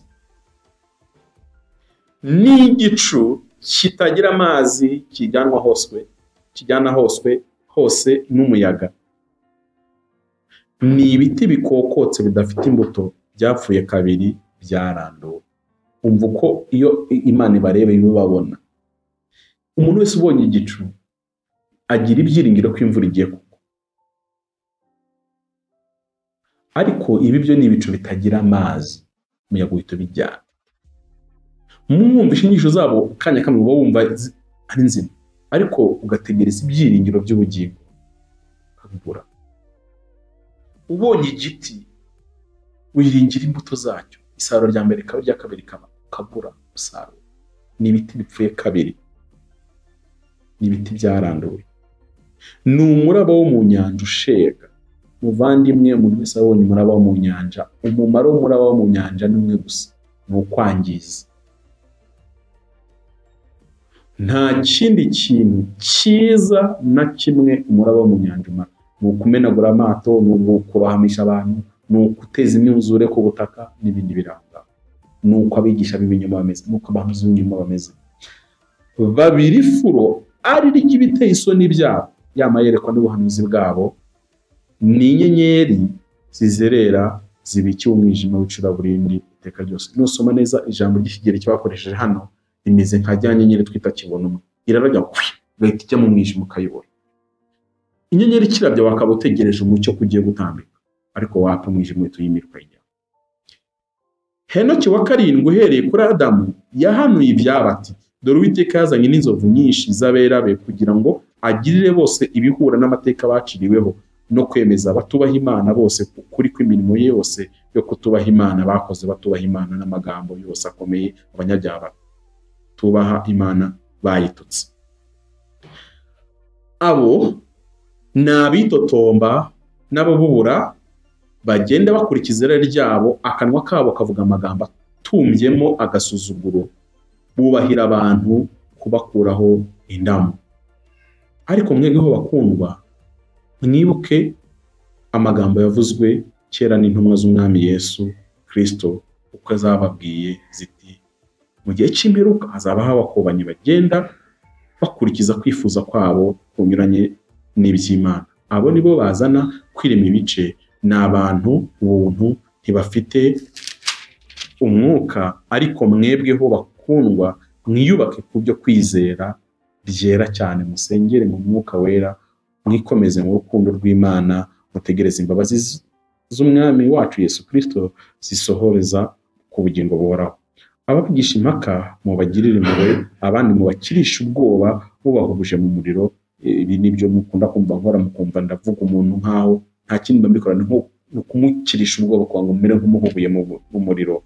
Mwanga ndetse n'umwanda uteye n'umwenda uteye ibizinga n'umubiri, nuko ibasha kubarinda ngo mudasitara no kubahagarika imbere y'ubwiza bwayo mudafite inenge, ahubwo mwishimye bihebuje, ariyo Mana imwe yonyine n'umukiza wacu Yesu wadukirishije Yesu Kristo Umwami wacu, icyubahiro n'ubushobozi no kuganza n'ubutware bibyaye uhereye none iteka ryose. Amen. Mwumvishe neza uburyo yudasobanura abo bantu b'ibinyoma, ababigisha b'ibinyoma uko abasobanura. Ni nk'ibihu bitagira amazi, ni ibiti byaboze, ni intaza. Intaza ni umuraba wo mu nyanja ushega, ni amagambo ameze gutya. Ni nayo mpamvu mukwiriye kubatinya, niyo mpamvu mukwiriye kubanga byo atari ukwanga umuntu nka Pamfili, ahubwo ukanga inyigisho ze ku rwego ruhambaye. Pawulo yandikiye Abakorinto mu rwandiko rwa kabiri, Pawulo yandikiye Abakorinto mu gice cyaho cya 11. Nirinze gukoresha Bibiliya muri telefone kubera ko Bibiliya muri telefone hari igihe ujya gusoma umurongo ugasanga ho nturimo barawusibye, cyane cyane abantu bakoresha Bibiliya zino za updating mu Kinyarwanda cyangwa bakoresha NIV. Imirongo myinshi musanga barayisibye mu gihe runaka. Abakorinto ba mbere, Abakorinto ba kabiri, Abakorinto ba kabiri, Pawulo n'ikitoro ry'Ikorinto mu gice cya 11. Reka mpere ku murongo waho wa mbere. N'ubundi nabwo avuga ngo ni intumwa z'ibinyoma. Nicyo Pawulo ari kuvuga, nicyo ari kwigisha. Mwumverere uburemere bwa cya kintu nababwira. Abakristo benshi uyu munsi gukomeza kubabwira ibyaha barabizi, ahubwo ikibazo n'ingisho z'ibinyoma zibatuma barushaho kuba muri bya byaha kandi bari barakije. Nicyo kintu gikomeye intumwa zarwanye nazo. Nacyo aravuga ngo icyama mukanyihanganiraho hato kubw'ubupfu bwanjye, nyamuneka munyihanganire kuko mbafuhira ifuhe ryo mu buryo bw'Imana, kuko nabakwereye umugabo umwe ari we Kristo, ngo mubashyingire mumeze nk'umwari utunganye. Ariko ndatinya yuko nk'uko yanzoka yohesheje Eva uburyarya bwayo, ko ari nako intekerezo zanyu zayobwa mukareka gutungana no kubonera bya Kristo. Kuko iyo haje umuntu ubabwira Yesu wundi tutababwiye, mukakira undi mwuka mutakiriye mbere, cyangwa ubundi butumwa mutemeye, mumwihanganira mubikunze. Ariko nje ko mutanyihanganira, kandi ndibwira ko izo ntumwa zikomeye cyane zitandukana hato. Reka nsome ku murongo wa 13 ngarukiye kwa 15. Aravuga ngo bene data, abo ni intumwa z'ibinyoma, ni abakozi bariganya bigira nk'intumwa za Kristo. Kandi ibyo si igitangaza, kuko na Satani ubwe yihindura nka marayika w'umucyo. nuko rero ubwo bimeze bityo ntibyabe gitangaza kugira ngo abakozi be nabo bigire nk'abakozi bagabura ibyo gukiranuka, iherezo ryabo rizavanwa n'imirimo yabo. Niyo mpamvu Satani yahinduye marayika w'umucyo, aza avuga neza nk'ibyo Yesu yakavuze, ariko agashyiramo akantu. Mwihane ibyaha, ariko ukumva ibindi bintu ashyizemo inyuma. Ntabwo ari igitangaza. Petero mu rwandiko rwa kabiri, cyangwa se mu rwandiko Petero yanditse rwa kabiri, mu rwandiko rwa kabiri rwa Petero, narwo mwihangane, narwo ndusome, kuko ntabwo ari ibintu bigoye gusoma, ni 19:22 yonyine. Ariko nk'uko hariho abahanuzi b'ibinyoma badutse mu bwoko bw'Abisiraheli, niko no muri mwe hazaba abigisha b'ibinyoma, bazazana rwihereranwa inyigisho zirimo ibice zitera kurimbuka, ndetse bazihakana na shebuja wabacunguye, bizanire kurimbuka gutebutse. Ingeso zabo z'isoni nke benshi bazazikurikiza, batukisha inzira y'ukuri, kandi irari ryabo rizabatera gushaka indamu kuri mwe, bababwirira amagambo y'amahimbano, ariko iteka baciriweho uhereye kera ntirizatinda, no kurimbuka kwabo ntikuzahunikira. Kuko ubw'Imana itababarira abamarayika bakoze icyaha, ahubwo ikabajugunya mu mworera, ikababohera iminyururu y'umwijima ngo barindirwe gucirwaho iteka. Kandi ubwo itababariye isi ya kera, ahubwo ikarokora Nowa umubwiriza wo gukiranuka n'abandi 7 gusa, ubwo yatezaga isi y'abatubaha Imana umwuzure, kandi ubwo yaciriyeho iteka imidugudu y'Isodomu n'i Gomora, iyitwitse ikayigira ivu, ikayishyiriraho kuba kabarore k'abazagenda batubaha Imana, ikarokora Loti umukiranutsi wagiriraga agahinda benshi kenshi ingeso z'isoni nke z'abanyabyaha, kuko uwo mukiranutsi ubwo yabaga muri bo yibabarizaga umutima we ukiranuka iminsi yose, imirimo yabo y'ubugome yarebaga kumva. Umwami Imana izi gukiza abayubaha, ibibagerageza no kurindira abakiranirwa kugeza ku munsi w'amateka ngo bahanwe. Ariko cyane cyane abagenda bakurikiza kamere, bamazwe no kurarikira ibyonona, bagasuzugura gutegekwa, ni abantu bahangara, ntacyo batinya, ni ibyigenge, ntibatinya no gutuka abanyacyubahiro. Nyamara abamarayika nubwo barusha abo bantu imbaraga n'ubushobozi, ntibahangara kurega abo banyacyubahiro ku Mwami Imana babatuka. Ariko izo nyamaswa abantu zimeze nk'inyamaswa zitagira ubwenge koko, zaremeye gutegwa no kwicwa, batuka ibyo batazi, amaherezo bazarimbuka buherehere ku byonona byabo, bahabwa ingaruka zo gukiranirwa kwabo bakunda kwidamararira ku manywa. Abo ni ibizinga n'inenge, bishimira ibihendo byabo, bagisangira namwe ibyiza. Amaso yabo yuzuye ubusambanyi, ntahaga ibyaha, bashukashuka b'imitima idakomeye, bafite imitima yamenyerejwe kurarikira ibibi, nabo kuvumwa. Baretse inzira igororotse barayoba, bakurikira inzira ya Balamu mwene Bewori, wakunze ibiguzi byo gukiranirwa, ariko ahanwa n'ubugome bwe, ubwo indogobe itavuga yavugaga ijwi ry'umuntu, ikabuza ibisazi by'uwo muhanuzi. Abo ni amasoko, mukomeze mwumve muvandimwe, nucunga ukajya usanga umuhanuzi mwahuye Bibiliya imugeranya afite bino bintu, umenye ngo nino shusho nayo niyi. Abo ni amasoko akamenye, uyizi nk'isoko ariko nta mazi akibamo, kandi n'ibihu bijyanwa n'inkubi y'umuyaga. Barindiriwe umwijima w'icuraburindi, kuko bavuga amagambo akakaje yo kwihimbaza, bashukashuka bari mwihunga ryo guhunga bagenda bayobye, babashukashukisha irari ry'umubiri n'imigenzo y'isoni nke, babasezeranya umudendezo, nyamara ubwabo ari imbata z'ibiboze. Kuko icyanesheje umuntu kiba kimuhinduye imbata yacyo. Niba kumenya neza Yesu Kristo umwami n'umukiza kwarabateye guhunga bakava mu by'isi byonona, maze bakongera kubyizingitiranirizaho bikabanesha, ibya nyuma byabo biba bihindutse birushije ibya mbere kuba bibi, icyajyaga kubabera cyiza iyo baba batageze kumenya inzira yo gukiranuka, biruta ko basubira inyuma maze bamaze kuyimenya bakareka itegeko ryera bahawe. Ibyabasohoyeho ni iby'uyu mugani w'ukuri ngo imbwa isubiye ku birutsi byayo, kandi ngo ingurube yuhagiwe isubiye kwigaragura mu byondo. Uku niko Imana ibona abahanuzi b'ibinyoma, niko Imana ibona abigisha b'ibinyoma, baza n'izindi nyigisho cyangwa bakagoreka ijambo ry'Imana mu bundi buryo. Kuko urumva ubuyobe nyine ni uko hari inzira hanyuma ugatanduka iva ku mpamvu runaka ziguteye gutanga. Reka nsorese mu rwandiko rwa Yohana rwa mbere mu gice cya 4, wenda aho nsoma umurongo wa mbere, hanyuma urwandiko rwa mbere rwa Yohana igice cya 4 aravuga ngo bakundwa, ntimwizere imyuka yose, ahubwo mugerageze imyuka yose, imyuka ko yavuye ku Mana, kuko abahanuzi b'ibinyoma benshi badutse bakaza mu isi.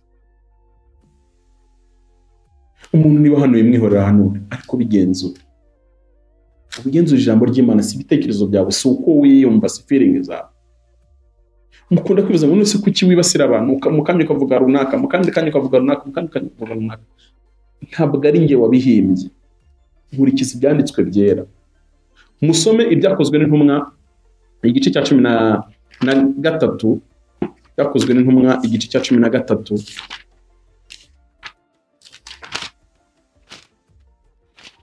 Reka mpere ku murongo wa 6.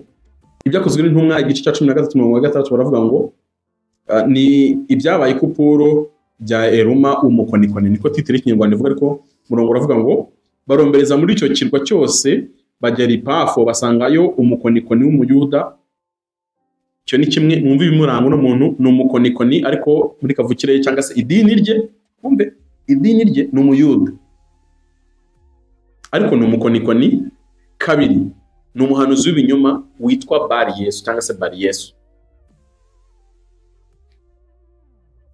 ari kumwe n'umutware witwaga Serugiyo. Pawulo wari umunyabwenge, uwo mutware yitwaga Serugiyo Pawulo, mutagira ngo ni Pawulo turi kuvuga w'intuma nk'uko nitwa Sagezo Pamfira. Uwo Pawulo yari umunyabwenge, arangije ahamagara Barinaba na Sawuli. Niyo mpamvu Luka akoresheje Sawuli hano kugira ngo mutaza kwitiranya abana ba Pawulo babiri, ashaka kumva ijambo ry'Imana. Ariko uyu Eruma niwe wa wundi witwa Bari Yesu. Eruma w'umukonikoni, izina rye niko risobanurwa. Abagisha impaka ashaka kuyobya uwo mutware ngo atizera. Maze Sawuli ariwe Pawulo yuzuye umwuka wera aramutumbira ati, mwumve neza, ubona uyu Bari Yesu cyangwa se Eruma, uko wamwita kose, ni amazina y'abiri cyangwa rimwe risobanura irindi. Umubona aramubona nk'umukonikoni usanzwe cyangwa se nk'umuhanuzi w'ibinyoma uri aho, aramubona nk'umuhanuzi kuko ni umuyuda nyine, ibintu by'Imana arabizi, byo guhuza byanditswe arabizi. ariko umva ukuntu Pawulo ari mu mwuka amubona. Wa muntu we wuzuye uburiganya n'ububi bwose, wa mwana wa Satani we, wa mwanzi w'ibyo gukiranuka we byose we, ntuzarorera gukorera inzira, kugoreka inzira y'umwami Imana zigororotse. Aba bantu babigisha b'ibinyoma, aba bantu b'abahanuzi b'ibinyoma, iyi Imana ibabona n'abana ba Satani exact. Ariko mwebwe mwumva ari abantu basanzwe, ariko si basanzwe. Umuntu wese ukina n'ubugingo bwawe, ukina ashaka kurimbuza ubugingo bwawe,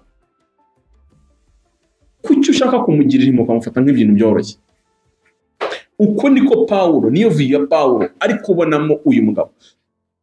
Kuki abavuga, kuki Bibiliya bavuga ikanabavuga amazina yabo? Murebe mu Rwanda ko Pawulo n'icyo Timoteyo rwa kabiri avuga kuwitwa Alexandre.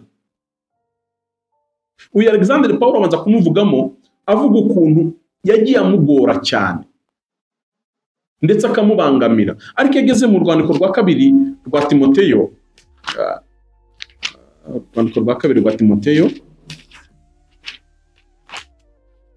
igice cyaho cya 4 kuva ku murongo wa 14 aravuga ngo Alexander umucuzi w'imiringa yangiriye inabi nyinshi, umwami wacu azamwitura ibikwiriye ibyo yakoze, nawe umwirinde kuko yarwanyije amagambo cyane. Aya magambo Pawulo avuze anyibukira amagambo Yohana yanditse mu rwandiko rwe, reka tuwasome mu rwandiko rwa 3 rwa Yohana, kuko ni urwandiko narwo rumwe, ntabwo rugira ngo igice ngo umurongo. Urwandiko rwa 3 rwa Yohana umurongo, reka mbere ku murongo wa 9. Yohana arega Diotirefu cyangwa se Diotirefu ko abivuga kose. Muri icyo hari icyo nandikiye itorero, ariko Diotirefe ushaka kuba ukomeye muri bo araturosera. Nicyo gituma ubwo nzabibutsa ibyo akora, nuko tuvuga amagambo mabi y'ubupfu, nyamara ibyo ntibimunyura, ahubwo arengaho akanga no gucumbikira bene data n'ababishaka, akababuza akabaca mu itorero. Mwumve neza, hari abayobozi b'amadini cyangwa se abayobozi mu madini runaka, nibo Pawulo ari kuvuga, nibo hano Yohana yanditse avuga. Uyu Diotirefu bigaragara ko hari urwandiko Yohana yanditse, nk'uko yanditse zino, arwoherereza itorero. Mu yandi magambo, hari ubutumwa Imana yahaye Yohana ngo aboherereza Kristo. Uyu muyobozi w'idini ushaka kumva ko ari we kamara, ari we kizigenza, ari ushaka kuba ukomeye, araruca ntirwagera kuba Kristo. Bijya bibaho ko Imana yagutuma ahantu runaka ugasanga pastor ni ubutumwa ntawe ushaka, ubwo ntabwo nshaka kubwumva, ntabwo nshaka ko butambuka hano. Uwo ni umwuzukuru w'uyu mupasiteri, ntabwo ari igitangaza. Ariko kumva n'ikindi kintu, n'abandi bantu bose bashaka kumva inyigisho z'intumwa, yani magambo bashaka kumva inyigisho nzima z'Imana, bene aba bita abakozi b'Imana, bita abapasiteri, bita abayobozi b'amadini, babahagarika mu matorero. Ni ibishyiwanyo, ni ibisanzwe. Niyo mpamvu iyo tuvuga, Pawulo yavuze ngo avuze Alexander kugira ngo Timoteyo amwirinde. Uyu Yohana amuvuze kugira ngo aba bakristo bamwirinde. Niyo mpamvu natwe tuvuga abantu sometime mu mazina yabo, cyangwa tukavuga inyigisho z'abantu runaka kugira ngo mubirinde, bore ku bugingo bwinshi bw'abantu.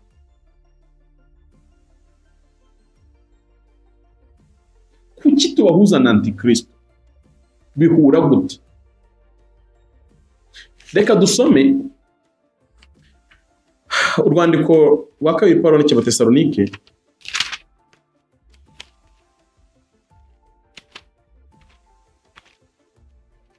igice cya 2, impere ku murongo wa 9. Abatesalonike ba 2 igice cya 2 umurongo wa 9 aravuga ngo kuza k'uwo mugome kuri mu buryo bwo gukora kwa Satani, gufite imbaraga zose n'ibimenyetso n'ibitangaza by'ibinyoma n'ubuhenze bwose bwo gukiranirwa no kurimbuka, kuko batemeye gukunda ukuri ngo bakizwe, n'icyo kizatuma Imana iboherereza ubushukanyi bukomeye cyane ngo bizere ibinyoma, kugira ngo abatizeye by'ukuri bose bakishimira gukiranirwa bacirwaho iteka. Ariko bene data bakundwa n'umwami wacu, dukwiye kubashimira Imana iteka, kuko uhereye mbere na mbere Imana yabatoranyije agakiza gaheshwa no kwezwa kuva ku mwuka no kwizera kuri. Amagambo mwitondere. Pawulo yandikiye Abatesalonike muri za 60, hanyuma Yohana we yandika muri za 95 kuzamura hejuru yo. Pawulo avuga ngo Antikristo azaza, Yohana we yandika avuga ngo Antikristo najyaga mwumva kazaza ariko amaze kuza already. Aramusobanura. Uyu Antikristo abantu benshi bajya gutekereza ngo umugabo uzaza ngo kwisinga ugategeka iki? Ntabwo ari byo. Antikristo ni system, icyo ni kimwe, ni umwuka. Sinzi niba nzabagiriwe, ariko sintekereza tuzigera tubona Antikristo umeze nka Pamfile ufite amazuru n'amatwi n'amaso n'umunwa urya wavutse wagize gute. Mwumva ukuntu Bibiliya imuvuga kuza k'uwo mugome kuri mu buryo bwo gukora kwa Satani. mubyumve neza ntabwo kuza kuwo mugome ari umuntu uzavuka ngo nuko ngo abamubyara bagira gutya. Gufite imbaraga zose n'ibimenyetso n'ibitangaza by'ibinyoma n'ubuhenzi cyangwa ubushukanyi bwo gukiranirwa kubarimbuka kuko banze batemeye ukuri ngo bakizwe. Aba bahanuzi b'ibinyoma n'iki gituma bakomeza gukura, n'iki gituma bakomeza kugwira. Turamuca kuri iyi channel ya YouTube iriga iti mwakira kandi ikamwakira ifite n'abantu n'ibindi bintu runaka iri mu mushyi ari bubyishimire, ntabwo ari buzimwe. Turamuca muri iri torero ahita ajya gushinga irye kandi agira abayoboke cyangwa ajye muri indi runaka ari mwakira. Hanyuma abantu bose banze ukuri, Imana ibakuraho umwuka wayo, hanyuma wa Satani akabaho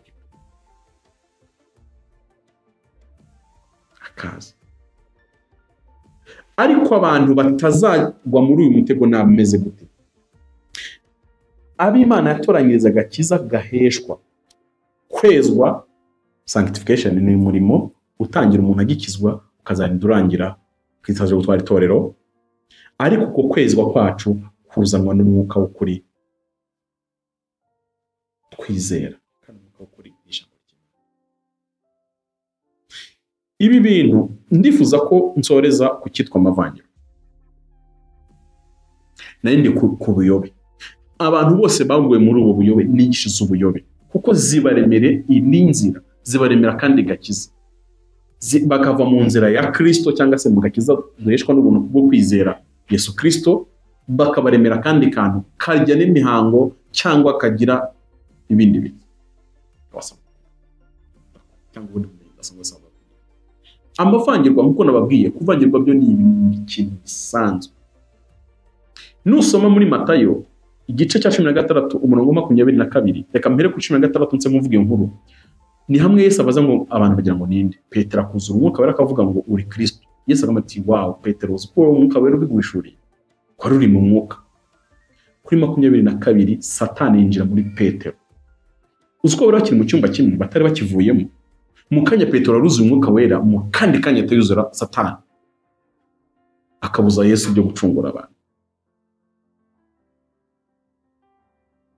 Icyo gukora Yesu agatavuga ati mvi inyuma ya Satani. Petero akagaruka muri etani n'umwana. Uyu Petero muzasoma musange yahawe umwuka wera amuha n'ubutware bwo gukiza indwara, kwirukana abadayimoni, gukiza ubumuga bwose. Ariko turasoma tukagenda twagera mu gice cya 26 kuva ku murongo waho 51, iyo nkuru mvuze muri Matayo 26:51 kugira ngo usobanukirwe ibyo mvuze bisaba kwita usoma muri Yohana 18 kuva ku murongo wa 10 na 11, kuko muri Matayo 26:51 haravuga ngo umwe mu bigishwa bari kumwe na Yesu akura inkota ahita akata umuntu gutwi. Ariko Yohana we agiye gusobanura avuga ngo Petero aramuvuga ndetse anavuga n'umugabo akasugutwe. Uyu Petero Satani yongera mwinjira mu kanya bari mu masengesho, kuko mu bikorwa bafashe bari mu masengesho. Ariko ivangirwa rimwinjirana umujinya n'umwuka w'ubwicanyi uramwinjira ahita akata umuntu gutwi. Ntabwo Petero agambije gukata ugutwi, yari bukatijose nuko yari bushije. Iri ni ryo vangirwa, nuko wari mu mwuka w'Imana mu kandi akakujya mu mwuka wa Satani. Ibi si igitangaza kandi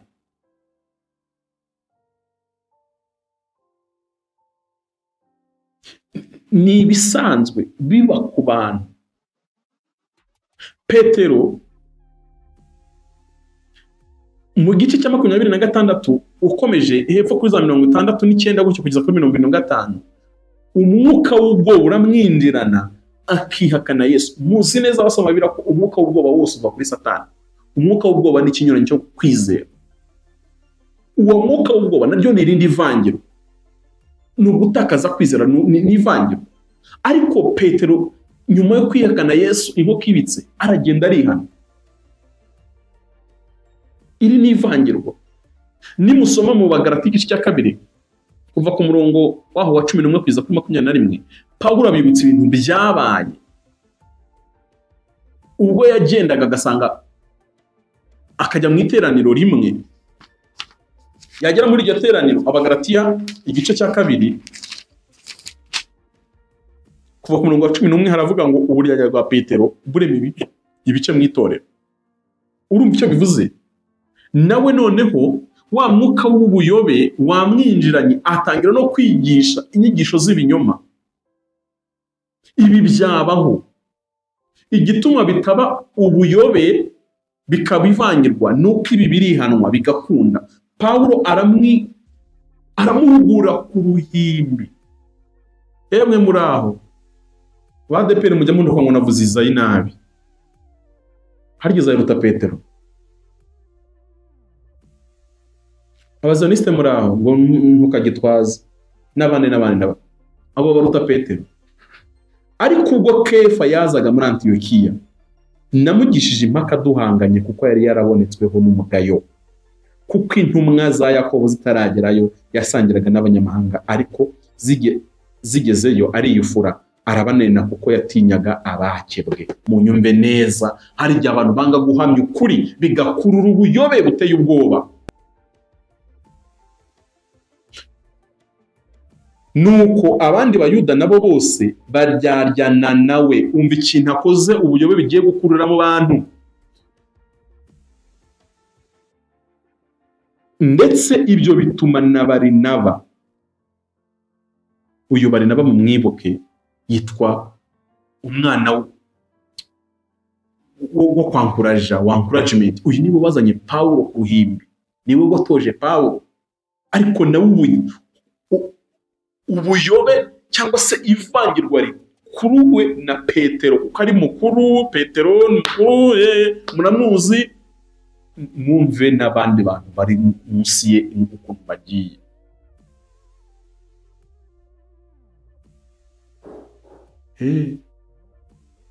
Reka mbaza abapasiteri mu nkurikiye, ari ugufata intumbi ya Pamfili cyangwa se umurambo ko mu byita byose ukawujyana mu rusengero, no gufata umurambo wa Pamfili ukavuga ubutumwa bwiza kwa Pamfili mu rugo, aho haza abantu benshi niye. Uramutse ufashe korari yawe ugafata n'abavuga ubutumwa beza mukajya kwa Pamfili mu rugo mugakora ikiriyo mukabwiriza abantu, no guterura intumbi ya Pamfili mugakubita mu isanduku mukajyana mu rusengero, aho abantu bayice bazaniye. Umuntu wese uvuga ukuri yakubwira ko abantu benshi baraza mu rugo kwa Pamfili ku kiriyo ubutwo baza mu rusengero, hanyuma mwazanye ibyo kuzana imirambo mu rusengero mubikuye. Iyo abantu bajya kuba abanyakuri bari gucarenginga iki kintu, ndacyabisubiramo, muzajyana umurambo wanjye mu rusengero, nuko ntazagaruka, wagiye bayagiye, ariko ntimuzajyane intumbi yanjye mu rusengero, muzansezereraho mu rugo, jyane mayiti kwiriye. Kungisi nzaba nagiye, kizaba ari cyo gisigaye. Iyo mihango yindi yo guterekera n'ibindi bintu byose mukora mu rusengero byaturutse kuko byazanywe n'umupasiteri ukomeye, kuko ari umunyamafaranga, umuntu mwashitse mwabuze uko mu bihunga. Nibyo Petero akoze hano, kugeza ubwo na Barinaba ari umwe mu bamisiyoneri bakomeye, mu misiyoneri utoje Pawulo misiyoneri. Urumva ari umuntu woroshye, ariko uzi ko akantu simple Petero akoze kamujyanye. Pawulo arabahagura ageze ubwo avuga ngo ariko mbonye ko batagenda mu nzira igororotse. Mwabyumvise neza ko bamaze kuva mu nzira ihura n'ukuri k'ubutumwa bwiza, mbwirira Kefa cyangwa se Petero imbere ya bose ku ruhimbi. Mpamvu ujya hano kuri YouTube, ubwo wowe uri umuyuda ukifata nk'abanyamahanga, ntiwifate nk'abayuda. Ni iki gituma uhatira abanyamahanga kwifata nk'abayuda? Mu yandi magambo, mu kanya mutwemeza ko ibintu hano ari mu rusengero ari ahantu hera, ngo ngarutse ko concept y'imirambo mu rusengero. Iyi Mana kwitemera kwegerwa n'imirambo, noneho mwahagize irimbi muti n'ibindi bisa gutyo. Ubwo n'urugero rumwe nafashe, mugende mucunga n'izindi nyigisho z'ubuyobe zigenda zinjira. Ameza y'umwami ngo abantu bahandurira indwara, ari shuwa kitwa ameza yera, bisigaye mwumva ko umuntu yahandurira. Dore twebwe twavuze turabaye, iyi nkuru nayisobanura muri byinshi, ariko Pawulo ari muti Petero sur place. Ariko uzi ikintu kinshimisha nuko Petero mu rwandiko yanditse aravuga ngo mwene data Pawulo za mwene data Pawulo izabaswa abagoreka. Bivuze ngo aka kanya Petero abonye ko Pawulo akoze ikintu gikomeye cyane kuko ari ubugingo bwe. Niyo mpamvu bitari ubuyobe bwaro kuvanye.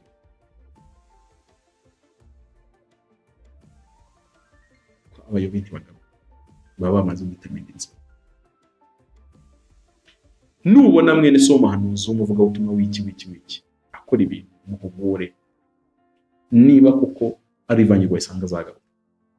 Navuga iki? Mvuga kuri Pawulo musome mu gice cya 15 byakozwe ku murongo niyo navuga wa 9 gusa byakozwe mu gice cya 15. Nababwiye ngo Imana isobanura kujyanye n'ivangirwa n'ubuyobe cyo gihe nagize ubwoba. 15:9 haravuga ngo ibyakozwe n'intumwa gice